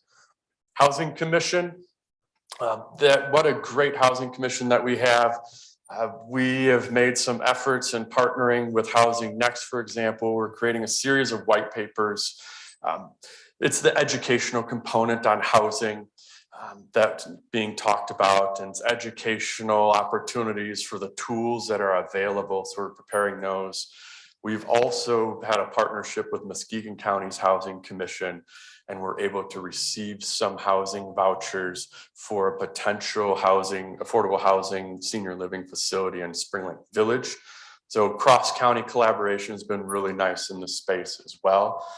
And I anticipate a lot more great work into the future with that commission as they continue to make strides. Lakeshore Drive Paved Shoulders Project, that was a success this year. After years of work, we were able to finally partner with local units along that stretch of Lakeshore down through Park Township, and with cycling groups and the MAC and the state of Michigan and the Road Commission. So those extra wide paved shoulders for cyclists are now on either side of Lakeshore Drive, near almost 4 feet, nearly the entire way from Grand Haven to Holland. Spoonville Trail, huge project as well that we just completed this year. It is, if you have not walked the Spoonville Trail segment by Terra Verde Golf Course, please do. It's breathtaking. I think it's one of the most beautiful trails in the county, if not the region, and it was just awarded the Midwest branch of American Public Works Officials Award. I think that is, we're getting that award next week sometime. So our project consultants, engineering consultants, Prine and Newhoff, have been pursuing a multitude of awards for this trail just because it's so unique and so beautiful. And as you know, it's a critical north-south connector. And we're continuing to look across the county at enhancing our non-motorized connectivity opportunities across jurisdictional boundaries. The connection to recreation in the outdoors is so important. So we hope to facilitate that, as well as working through opportunities to continue to enhance the awareness of the West Michigan Pike. You know, it's the first highway from Chicago up to Mackinac. It goes right through Ottawa County. There's some really neat history along that pike. It's not just 31. You know, that's designated the scenic byway by the state, but the old historic West Michigan Pike takes a lot of cool back roads through Ottawa County. So we're working with local historians and mapping that, and be a neat opportunity. Economic development projects, Brownfield Redevelopment Authority is doing tremendous work, especially in light of the $300,000 EPA grant that we were awarded. There's a lot of projects, a lot of sites being cleaned up, environmental opportunities being resolved, new tax base getting on the rolls. That authority is, like I said, moving along really well. As you know, we just launched for Ottawa County. We're part of the PACE program, Property Assessed Clean Energy. And we had that Quincy Street project. Quincy Street Place was a new facility in Holland Township that, because Ottawa County was forward thinking and joined PACE, that project and the developers are able to secure about $7 million for energy efficiency upgrades through this program. Farmland preservation is really continuing to gain tremendous momentum. Nearly 500 acres preserved so far. There's been applications upward. Maybe Matt, you might know the numbers more now, like almost 3,000 acres maybe of people that are interested in this program. It's really doing tremendous. And that PDR board, there's such a good working group, great to work with. Our department also recently is partnered with Robin, AFRIC, and the DEI office and the steering committee to implement this Gateways for Growth initiative and creating a welcoming plan for our community and our local units of government to embrace and support new immigrants into our community. That's a new undertaking. And then the broadband initiative, you know that one's happening. The phase 1 survey, the residential survey, was just ended November 30th. We're going to take a few months to analyze the data, and I intend to release those results with you all in early March, as then that data will inform our next stages of looking at some solutions deployment planning, similar to what I talked about with the ARPA conversation.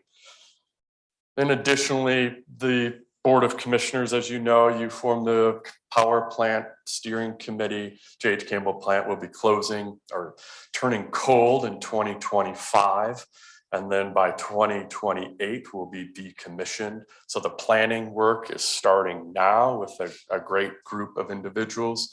One of the first things that need to happen with this effort is for consumers to conduct their environmental studies and a future use analysis of what the opportunities are for redevelopment on that site. We've recognized as a group, we could brainstorm all day on what we could do with that site, 2,000 acres, but until we know what we can actually do, it's hard to move forward. So that group has since just recently gotten activated, and I look for some good progress next year. And then lighter side, great staff. They do such incredible work that we do some team building outside of the office, and from disc golf to volunteering and working at local nurseries and garden shops on planting, and continuing to collaborate with other departments. And Justin Roebuck's office is highlighted here because Rich Lakeberg has such a tremendous skill set in graphic design and copyright that supported Justin in a lot of his work. And then as you see here, we have project updates and newsletters. So we'll continue to give you updates on all these projects periodically over the coming year. Thank you. Paul, if I could ask a quick question. Yep, go ahead. Is there a reason why groundwater was not one of the bucket lists for ARPA consideration funds?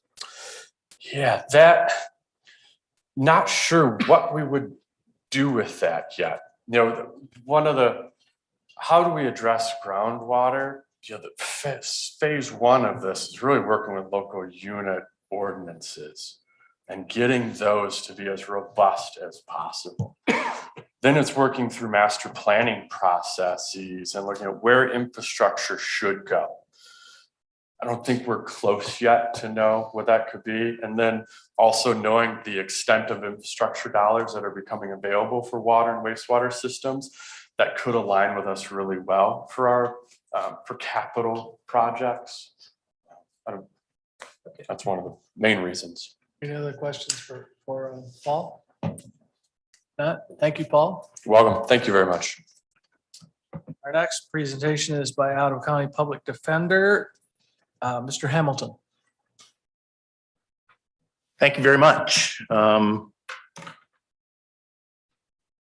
I deliberately wore bright colors today because I knew I was going after Paul. Okay. And I wanted to draw attention away from my rather dreary PowerPoint compared to his PowerPoint. I'm glad you took that mask off so we can understand you. Yeah. Yeah. That's kind of a distraction. It's kind of colorful.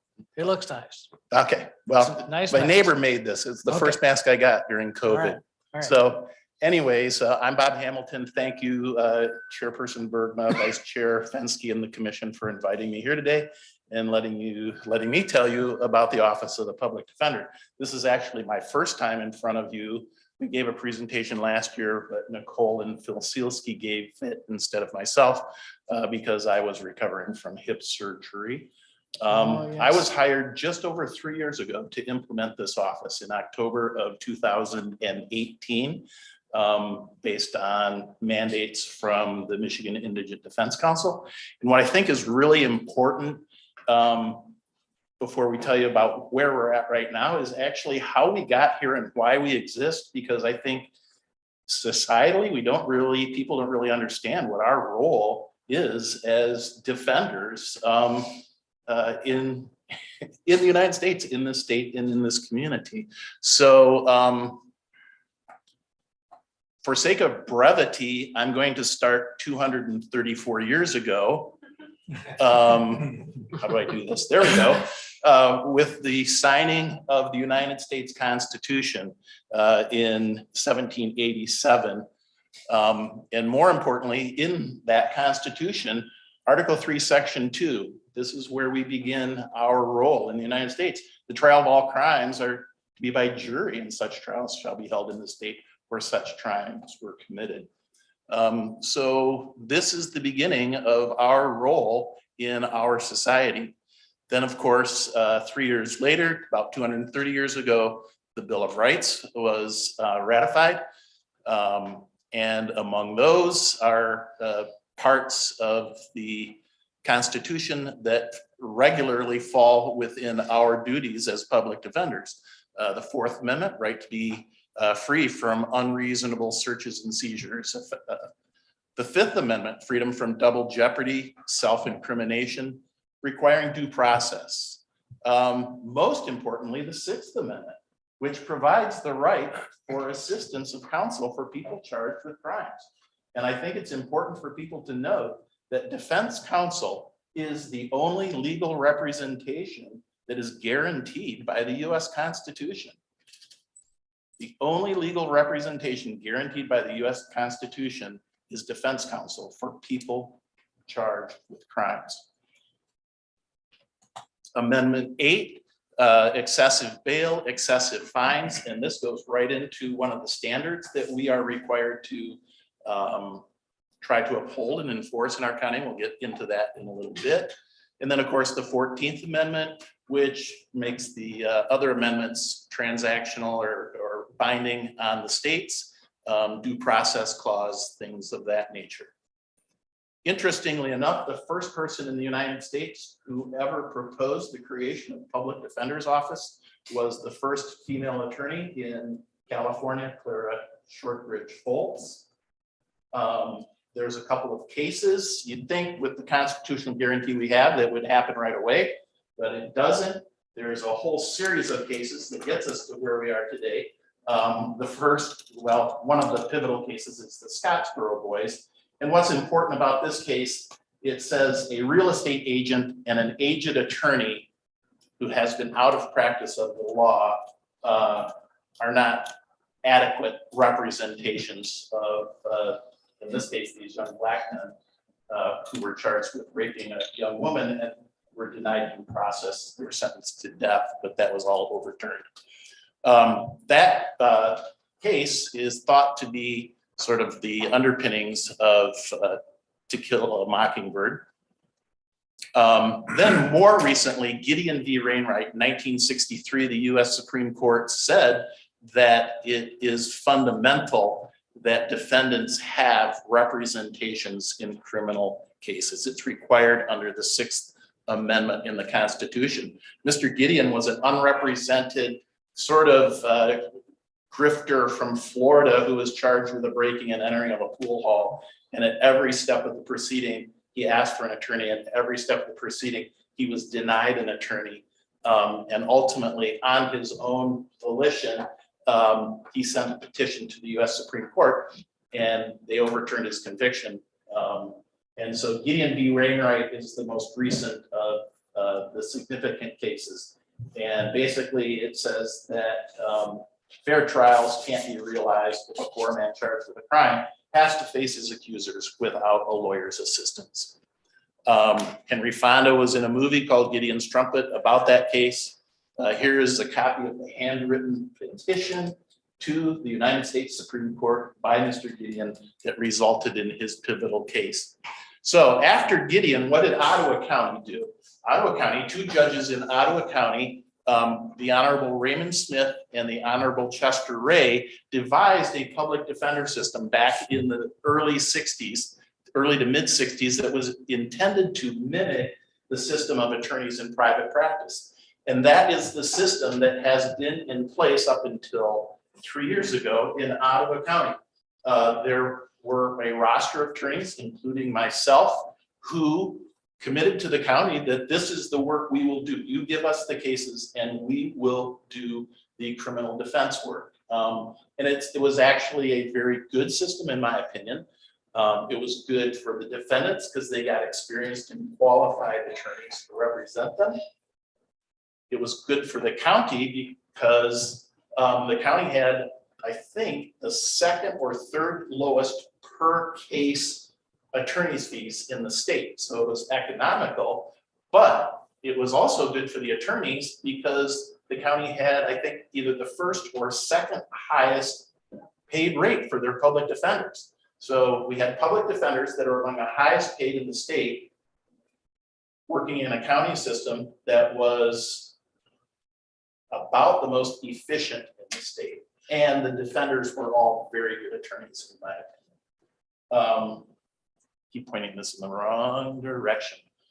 So the first public defender in Ottawa County was Don Han. I don't know if you know of him.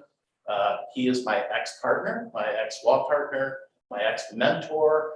I learned a lot from Don, both good and bad. He's an interesting fellow. But Don Han in 1967 or 68 became the first public defender in Ottawa County. And I mentored under Don Han. All of that went along swimmingly well until June of 2008 when the state did this study. Actually, it wasn't the state, it was the National Legal Aid and Defender Association.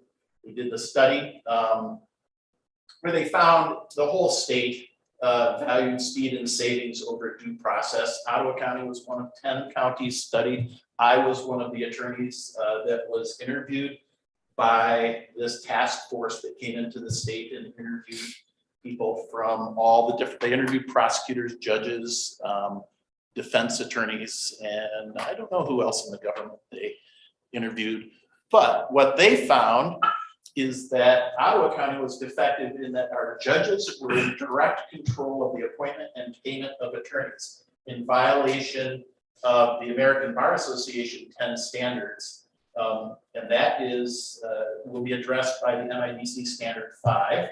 They also said we prioritized speed at the expense of adequate representation and due process, and we did little screening of defendants for indigency to facilitate a smooth docket.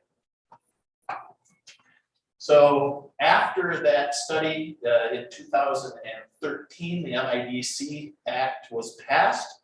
And these are the 8 standards that we are, that have been, and some of them will be enacted. When I was hired, standards 1, 2, 3, and 4 were already enacted. And so those were the first standards that in my office we had to implement. Education and training of defense counsel.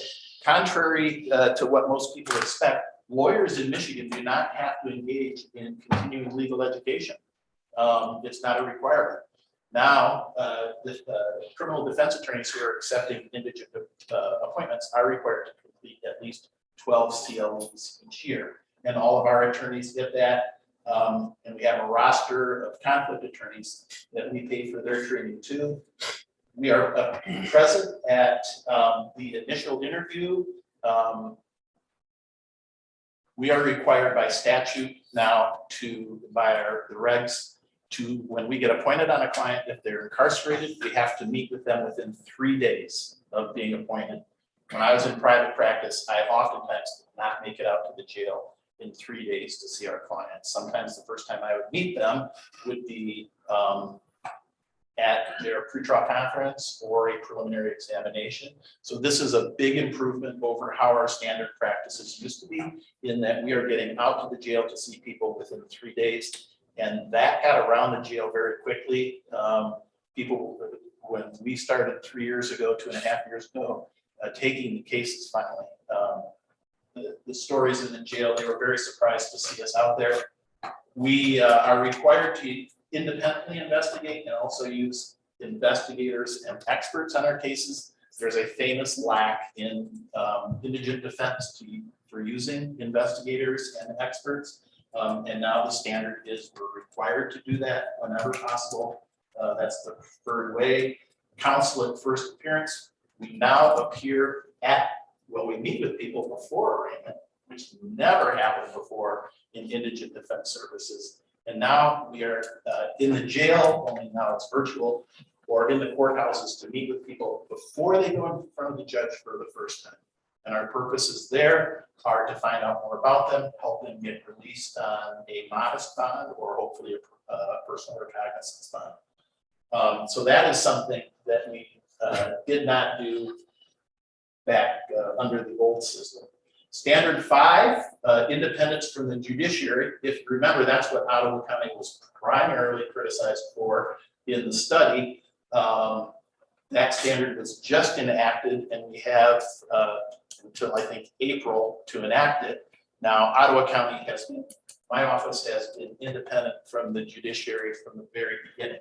So we really have very little work to enact that standard because we had our marching orders right up front. Judges, you need to stay out of it. And the judge says, okay, we're staying out of it. So even though we didn't have to abide by those standards, our judges agreed to abide by that standard from the very beginning. So we have it a little simpler than other public defender offices right now because we've been doing that from the get-go. There is a small part of that indigency standard that we got to work on, but that's not much. Indigent defense workloads. That standard has not been enacted. When it becomes enacted, the recommendation is that the defense attorneys will do no more than 150 felonies a year or no more than 400 misdemeanors a year, or a pro-rata combination of those two. We are above those numbers right now. We have added some attorneys to our staff this year. Even with those attorneys, we are going to be hard pressed to come in under those numbers.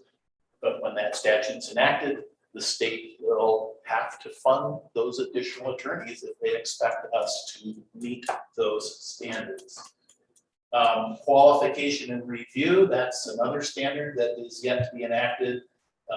This talks about who's going to gauge the abilities and talents of our attorneys. I don't know when the MIDC plans on looking at that one. Attorney compensation is the last standard, standard 8.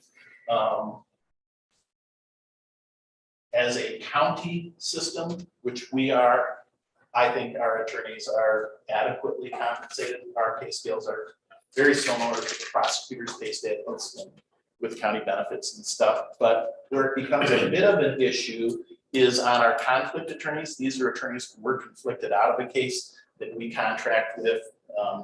They get assigned the case.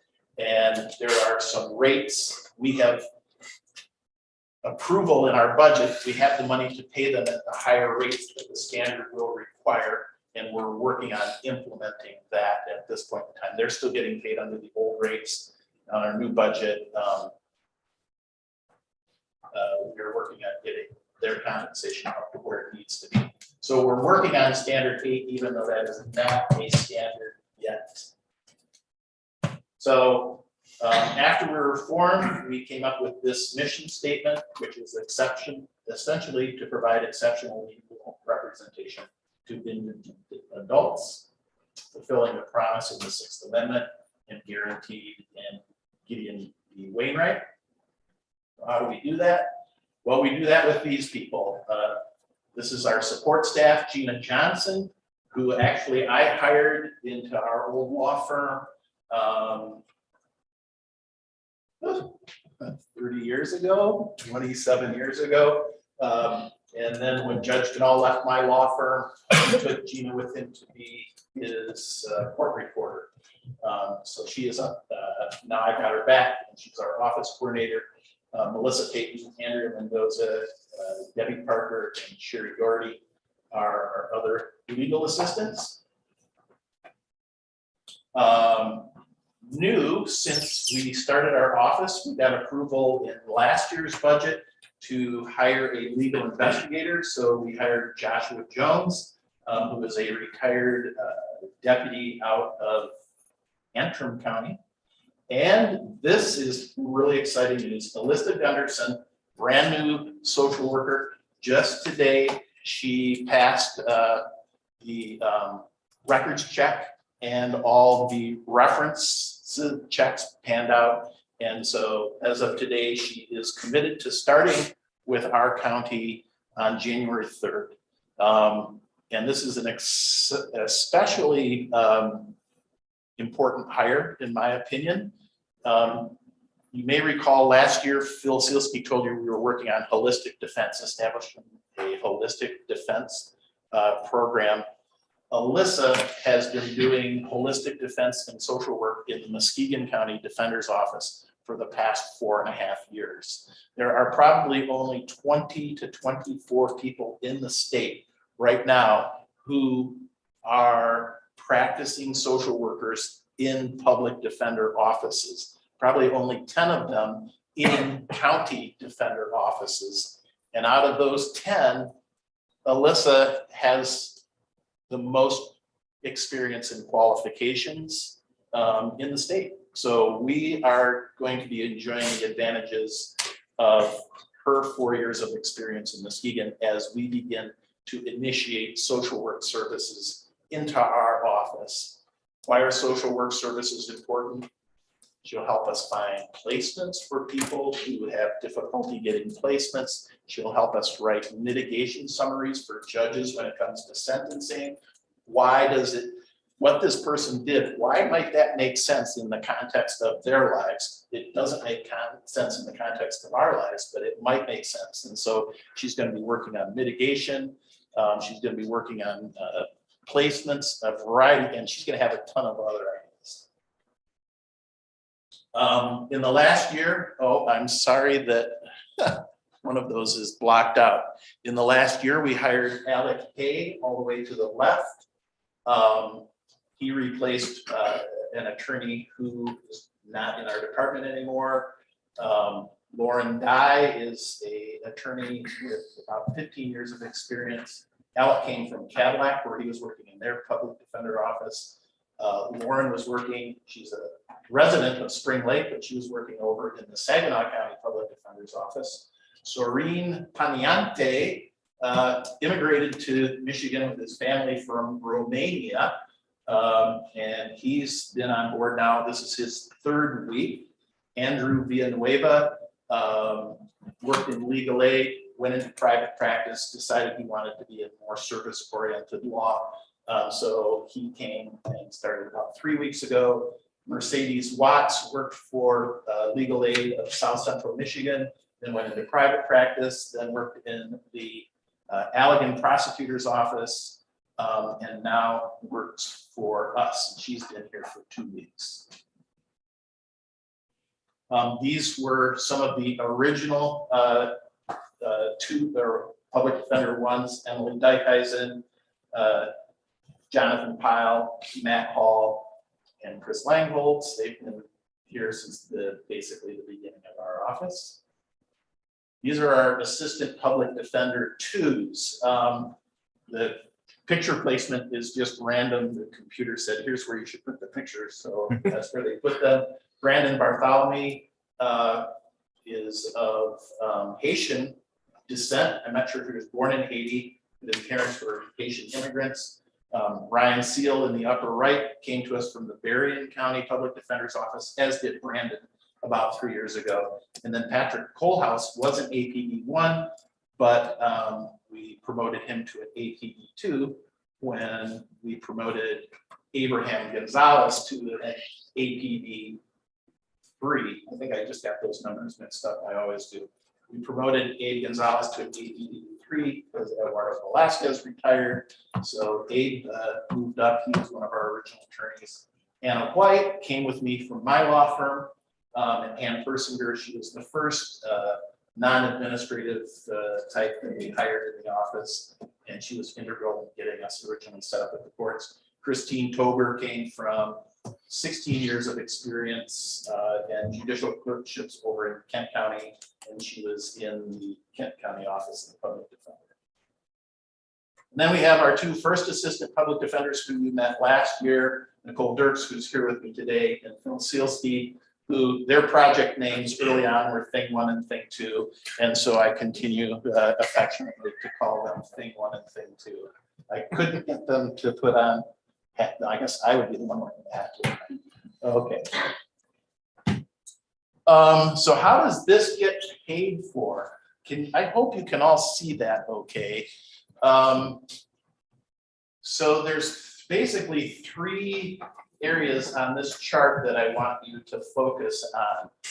The blue dots are what the county has paid for public defender services from 2010 to 2018. Now, the first 4 years of that are critical. The first 3 years, 2010, 11, and 12. because those years are what the local share is based on. The local share is what the county pays or contributes to my budget, to the Office of the Public Defender budget. They took those 3 years, and that local share was then averaged. Those 3 years were averaged out. And so the first year, the county local share was about, I think it's $923,000. So that's the starting place. That local share gets adjusted every year by the consumer price index or by 3% increase, whichever is lower. So what the MIDC Act has done for Ottawa County, and all funding units for that matter, is sort of stabilized, put into place what the county's gonna pay. It's very predictable. It's 926 plus either 3% or consumer price index each year. So you can see that with the formation of my office in 2019, where the county share started. Now, between 2013 and 2019, you can see some pretty serious fluctuations in how much the county was paying for public defender services. It got up into 1.3, almost 1.4 million in 2018. And then the gray graph up above in the upper right on that is what our full budget is. So the difference between the orange lines and the gray lines is what the state is paying for our office. The first year it was around 2.8 million. We went up to 3.3, I think. The second year went down a little bit our third year. And then this fourth year, with the addition of the 3 new attorneys who we hired, the social worker, and they gave us an additional support staff funding. That accounts for the large part of the big jump from 2011 to, I'm sorry, 2020 to 2022. To date, we have opened over 11,500 files. Contrary to popular impression, that is not my desk. My desk is a lot worse than that one. In response to that, though, we are planning to go paperless. We've already started going paperless on our traffic misdemeanors. We're going to start moving more and more paperless on all the misdemeanor cases, then into the felony cases after that.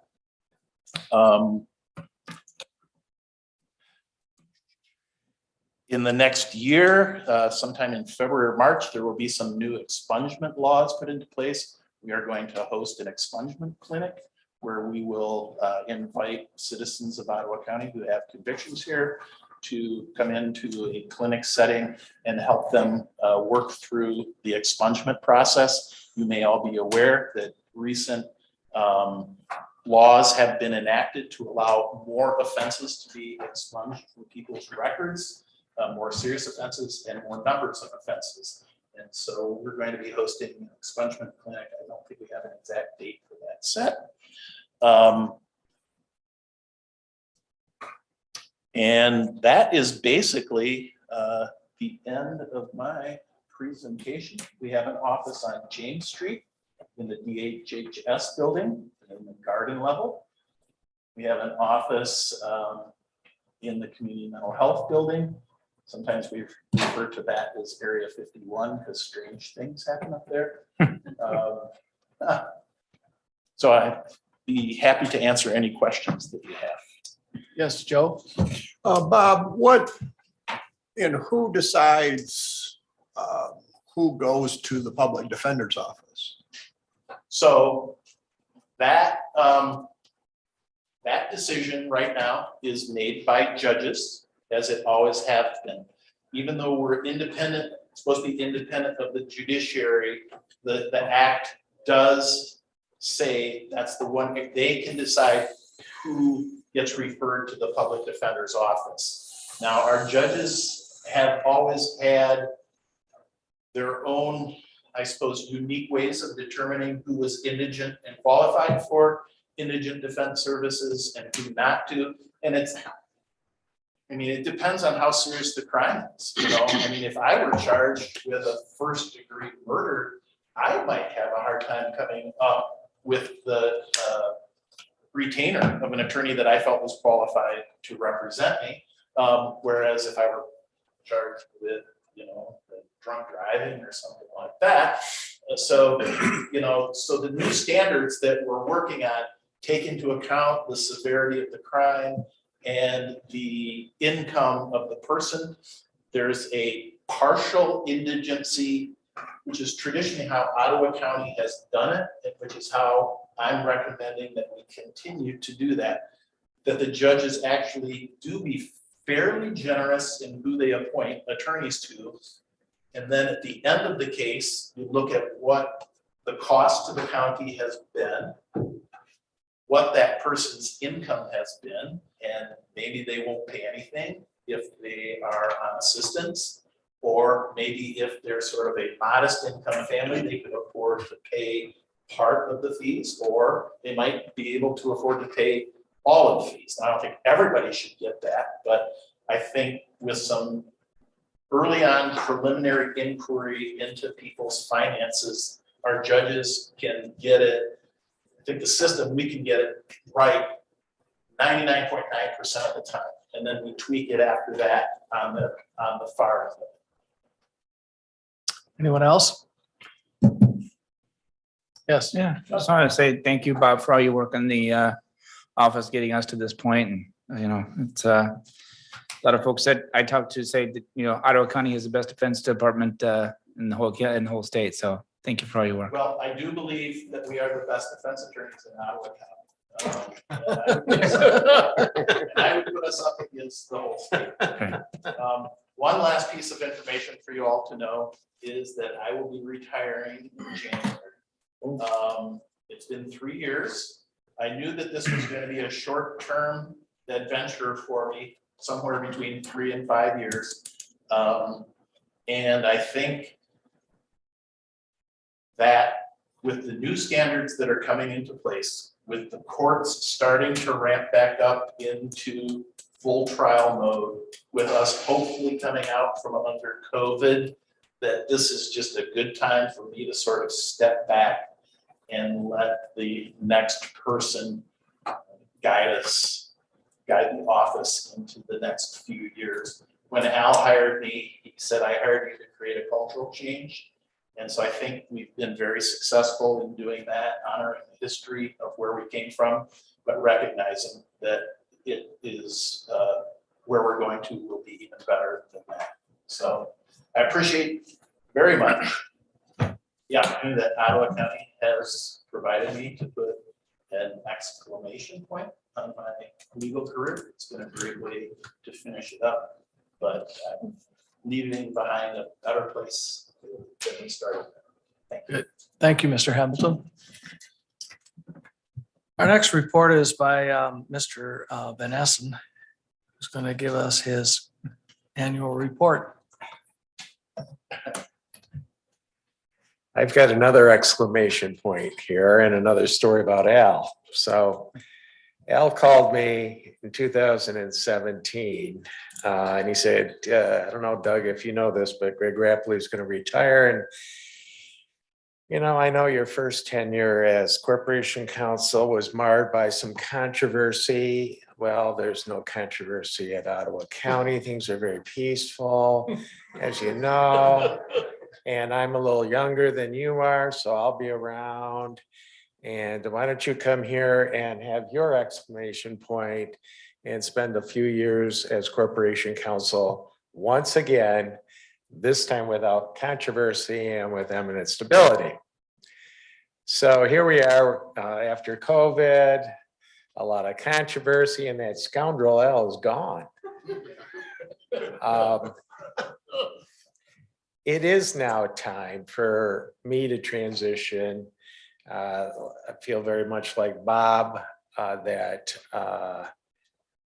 now that I've been practicing law for 40.5 years, I do intend to work one more year if you're willing.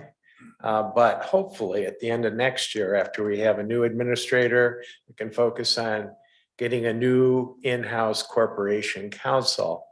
And so ideally, at the end of next year, I would like to go into semi-retirement.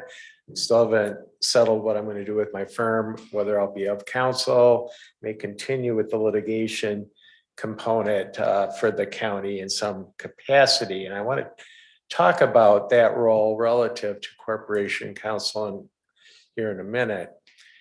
I don't have, therefore, a PowerPoint. What I wanted to do is to share some reflections over my first tenure and then the last 4 years and offer you my recommendations as to what you should look for next year when you're seeking to replace me as in-house counsel. And in addition to finding a competent attorney, and that's a given, there's really 3 things I want you to consider looking for. One is that that position be as apolitical as possible.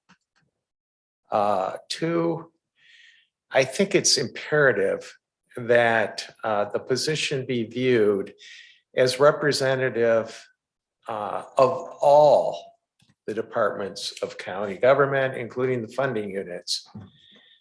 And 3, that person, if possible, should have mediation abilities to work in the areas to assist the county in making sure that internal conflict is minimized. There are checks and balances in county government. There are competing activities to some respect, right? We have public defender now.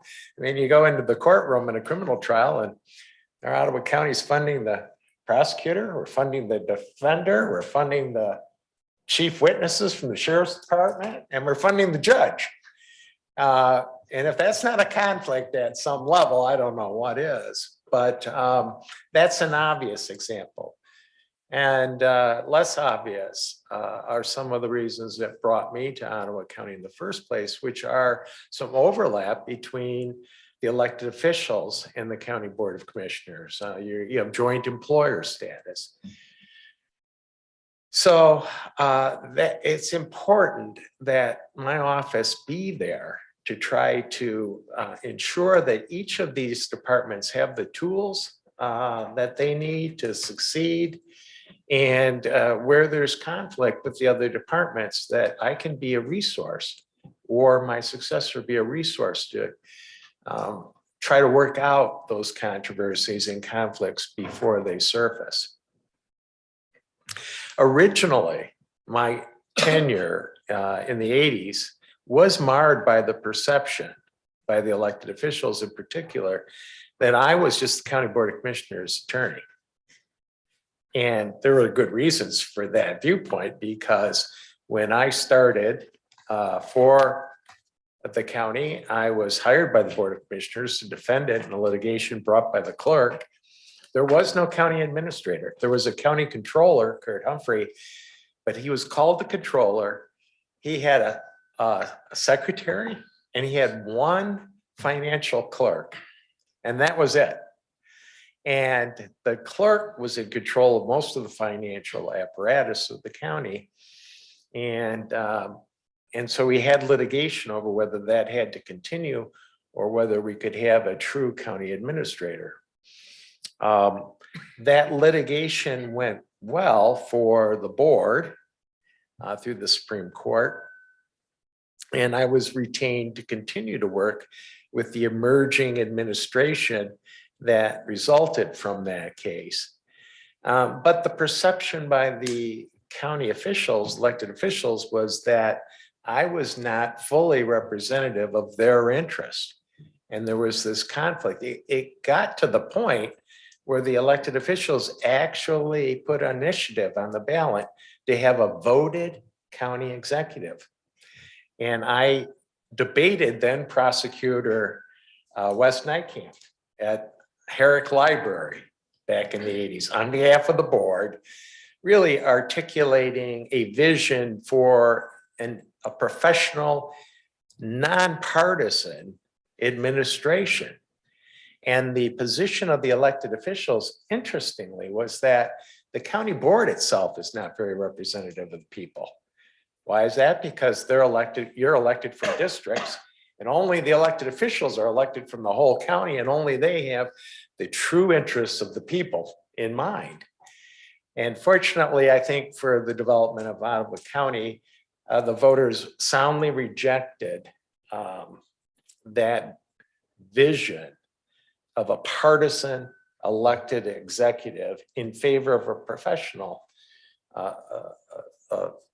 administrator.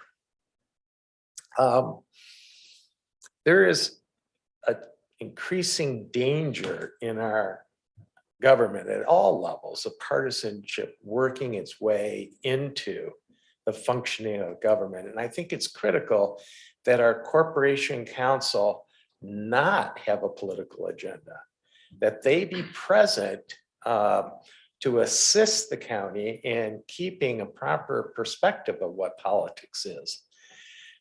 The controversy, I think, this year over my role is based on the misperception that I was actually advocating my own personal view on the mask mandate. Well, if you haven't figured this out yet, I am not a proponent of the mask. I only wear the mask where I'm legally required to do. I find it really, for all the reasons that these people that have taken this podium have said this year, I sympathize with them.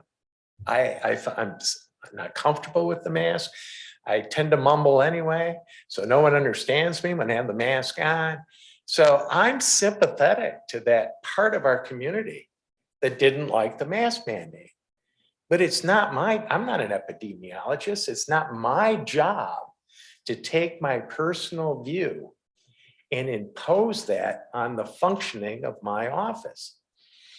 If you're reading Chief Justice Roberts, he is very concerned about what's going to happen to the Supreme Court in maybe this month or the next month. There's been this perception by both parties for years now that you should elect me as president because I'm going to appoint judges that reflect this viewpoint or that viewpoint, most pointedly on abortion. And we're going to have a reversal of Roe v. Wade. I don't think there's any doubt about that. But the decision, if the questioning is accurate, is likely to upset the entire country, including the right to life movement, because it looks like they're going to say it's not a federal issue. And so right now we have Roe v. Wade that says after viability, there's a federal protection of the fetus. That's going to go away. And you're going to have it left up to individual states.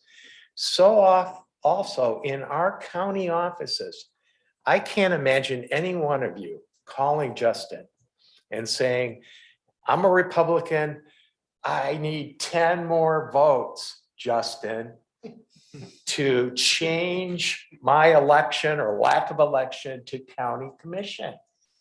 None of you would do that because you view your roles as partisans as something to do every 2 years, now every 4 years. And after that, you just call them the way you see them, independent of partisanship. And it's very important that my office be viewed apolitically in order for it to function effectively. It is very important that Bob understand and his successor that I'm there if there is inherent conflict with the sheriff's department most acutely and also with the prosecutor's office and vice versa, that there are ways that we can vent those frustrations and those different interests and make sure we get the job done at all levels. And we do it with a minimum of conflict. And my role originally, and I think in the community, has suffered in part because I've also been the county's litigator. And so I go into court and I litigate and I defend vigorously, and I can't help but do that zealously. I'm an aggressive litigator, and there's this perception that I'm an advocate. And that was true against Dan Kruger, who, when I would speak in the ensuing years, would turn his chair around, because we had that confrontation and I had to depose him and cross-examine him in court. And he never got over that. Our relationship never got over that. And Ottawa County is now sophisticated enough. It's got an insurance authority. You don't need your corporation counsel to be an advocate. You need your corporation counsel to have a different perception, even in the public eye. Because in the last year, I think that has hurt my ability. The perceived objectivity of my advice to you has been damaged in part because I'm your advocate. So I think those roles do need to be separate in the future. I'll be around during the course of the year to help guide the selection of my successor. After 40 years, when I started, this was a forest. There wasn't any building here. Bob Dykstra was the sheriff. I have a lot of institutional history. And I hope to play at least some role in finding an adequate successor for me in both roles, but most acutely next year in the corporation counsel role. So I've listed some of the things I've done over the year in terms of opinions. I'd be happy to entertain any questions that you have. And I look forward to working with you and the new administrator on finding, I think, a replacement that will reflect Ottawa County's values and the professionalism that I would like to think we've established through Greg's tenure and then mine in this office. Any questions? Thank you, Doug. Mr. Van Hessen. Thank you.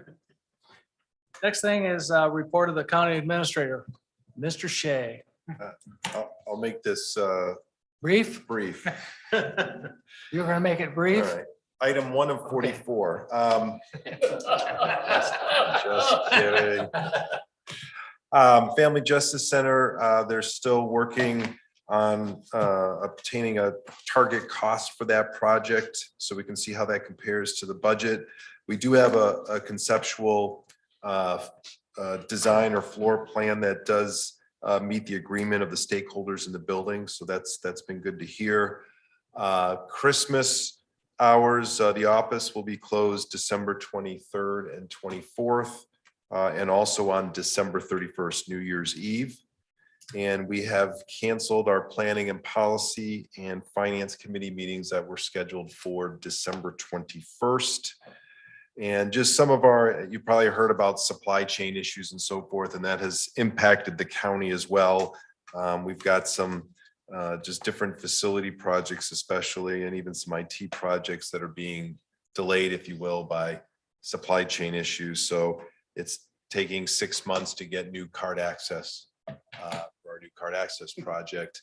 We're trying to put in a fence, a gate around our transformers at the Grand Haven Courthouse. It's taking a long time to get the materials for that type of thing. So some of the projects that we had hoped to finish are just taking longer than we expected because of that. So I'll leave it at that. Thanks, John.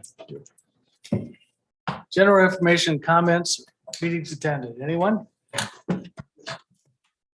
Go ahead.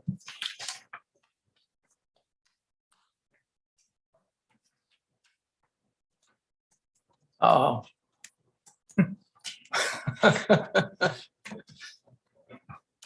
I want to make this formal for you, Mr. Chair.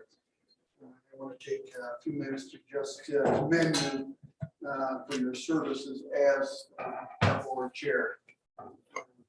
I met you 9 years ago. Matt, you might want to just do the mic so people online.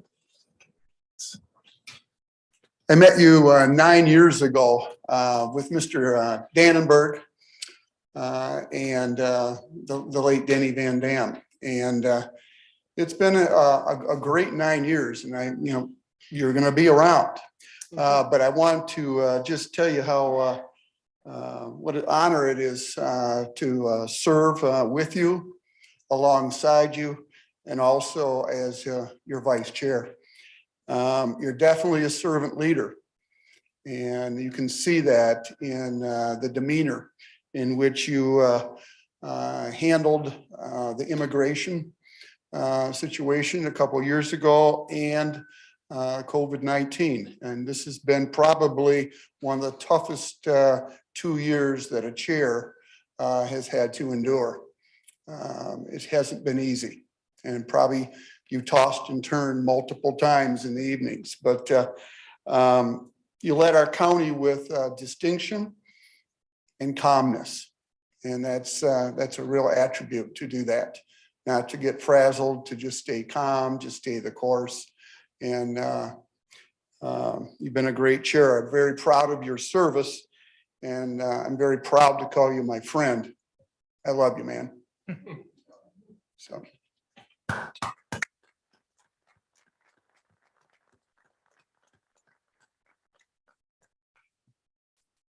Wow.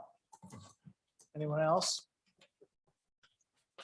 If not, I have a couple comments I'd like to make. First of all, we want to take a moment to recognize the work of someone who has been a familiar face at these meetings for many years. Now, she was going to be here today, but she's not well.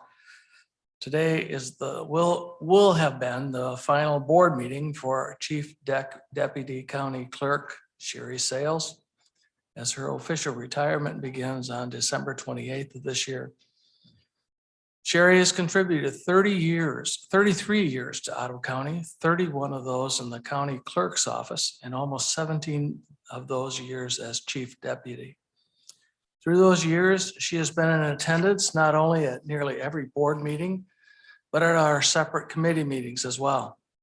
In her role as chief deputy clerk, Sherry is the official minute taker and minute keeper, and responsible for all the records of the Board of Commissioners. Sherry, we will miss her wealth of knowledge, as well as you have been a mainstay for both the clerk's office and the board through the years. Thank you, Sherry, for your hard work, dedication, and perseverance. Our Deputy County Clerk, Sherry Sales, for her hard work, dedication, and perseverance. We wish her the best in this next chapter that she takes as an opportunity to enjoy more time with her family and a new puppy. So Justin, if you would congratulate her when she is, when you see her, that would be great. Certainly will, Mr. Chair. Thanks for that acknowledgement. And Yes. Sherry's obviously very near and dear to our hearts too. And we appreciate that. And she appreciates you. I know that. Yeah. All of you guys. Thanks. And I have a comment I'd like to make, and I was gonna sit there and make it, but I guess because Matt came over here. There you go. Yeah, you started something. So the date was January 2nd, 2020. Little did I know that taking over where Greg left off would be such a big deal. 3 weeks later, my second meeting, and I had this first big test as the new chair. And then 3 meetings later came another test as we went virtual. Since then, as you know, some of the challenges have grown and some have gone away. Through it all, many of you have shown support as well as grace. But wait, that's not why I'm leaving the chairmanship. Back in the spring, Matt approached me regarding an issue that we had talked a lot about a few years back. That issue was that perhaps it made more sense that the chairmanship should be 2 years rather than 3. He asked me if I would be willing to step down at the end of 2021 so that he, as well as others in the future, might have more chances to be chair. I agreed to step down with the understanding that in the future, the chair will serve for 2 years. This is my last meeting as chair, and I want to thank the many staff who have supported me as well. If I started naming them all, I'm sure I would leave someone out, so I'll just say thanks for their support. none of you. Now, if you all choose to elect Matt as the next chair, I will challenge him to step into my shoes. I know he will not fill them because I know what size he wears, and his feet are too small for my shoes. So good luck filling my shoes. I would also be remiss if I didn't include the fact that because we open our meeting with prayer, asking God to provide wisdom that I could not have felt more secure in the knowledge that God was providing the wisdom and understanding that I needed at each meeting. With that, I once again want to thank you all for your patience and support. It's been my honor and privilege to have served the past 2 years. Thank you.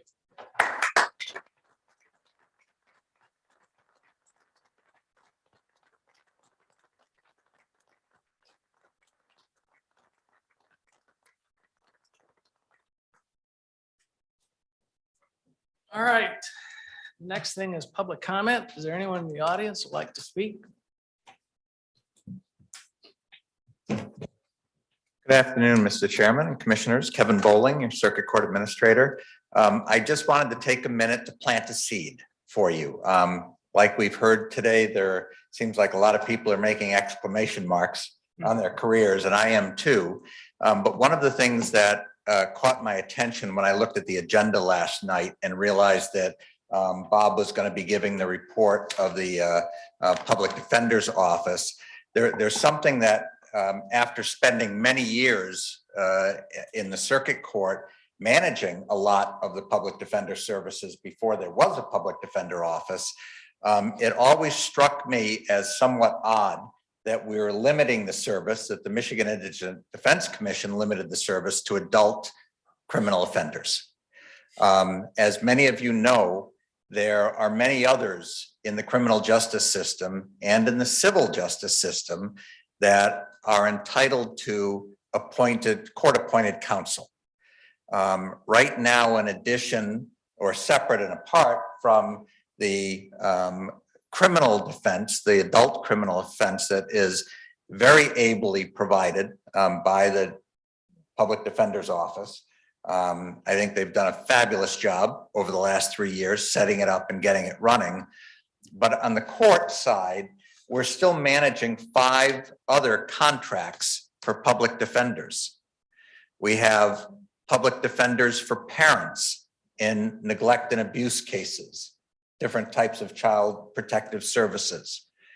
We have a contract for guardian ad litem, an attorney guardian ad litem that represents the children in neglect and abuse cases.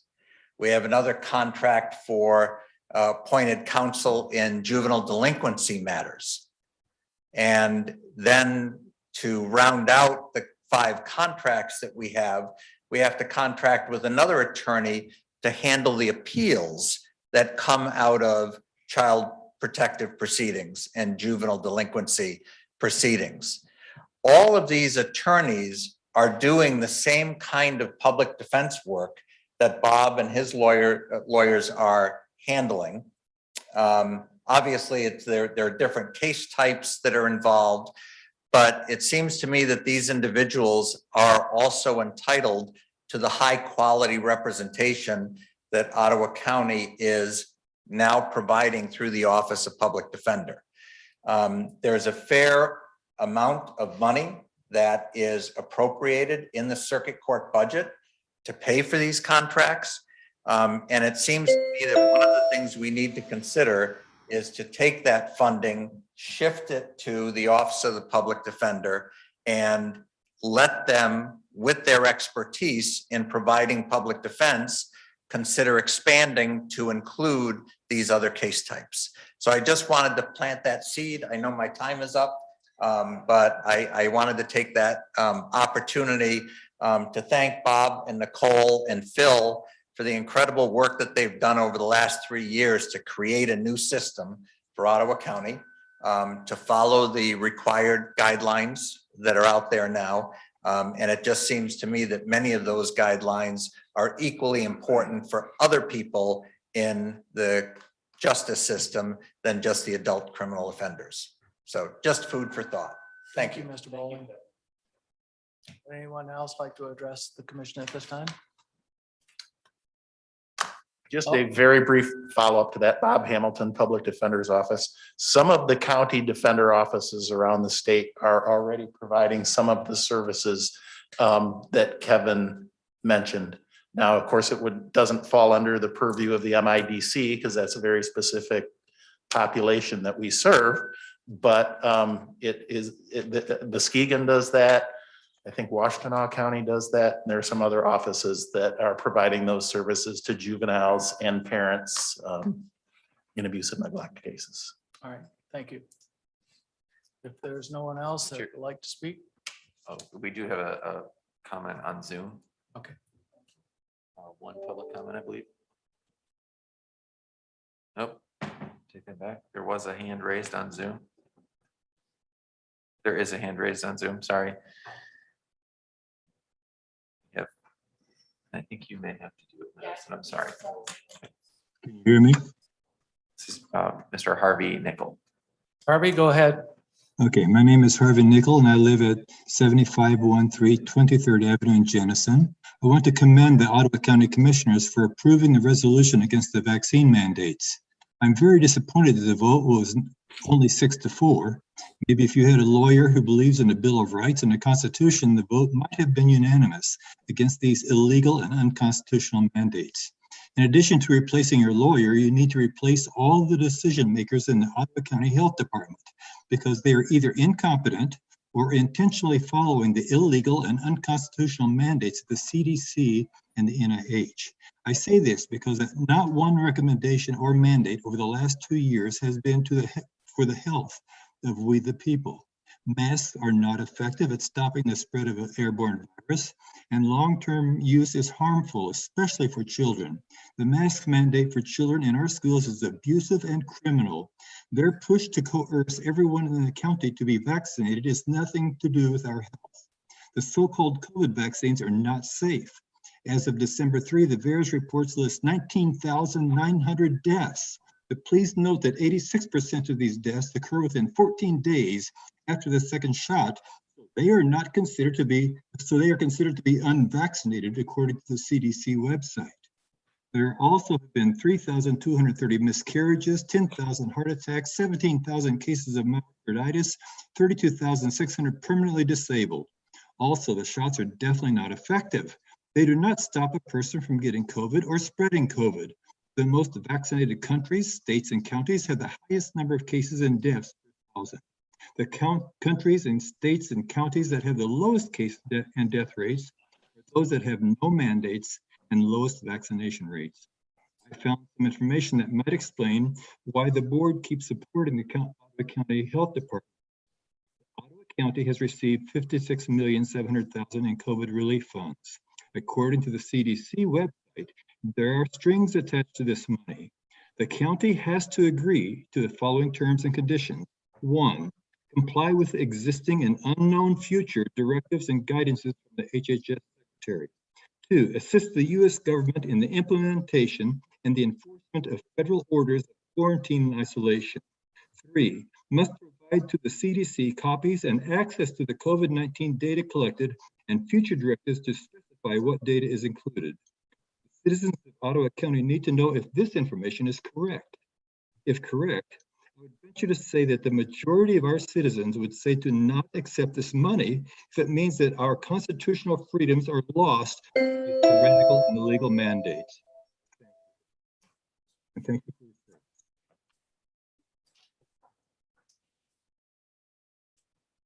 Thank you, Harvey.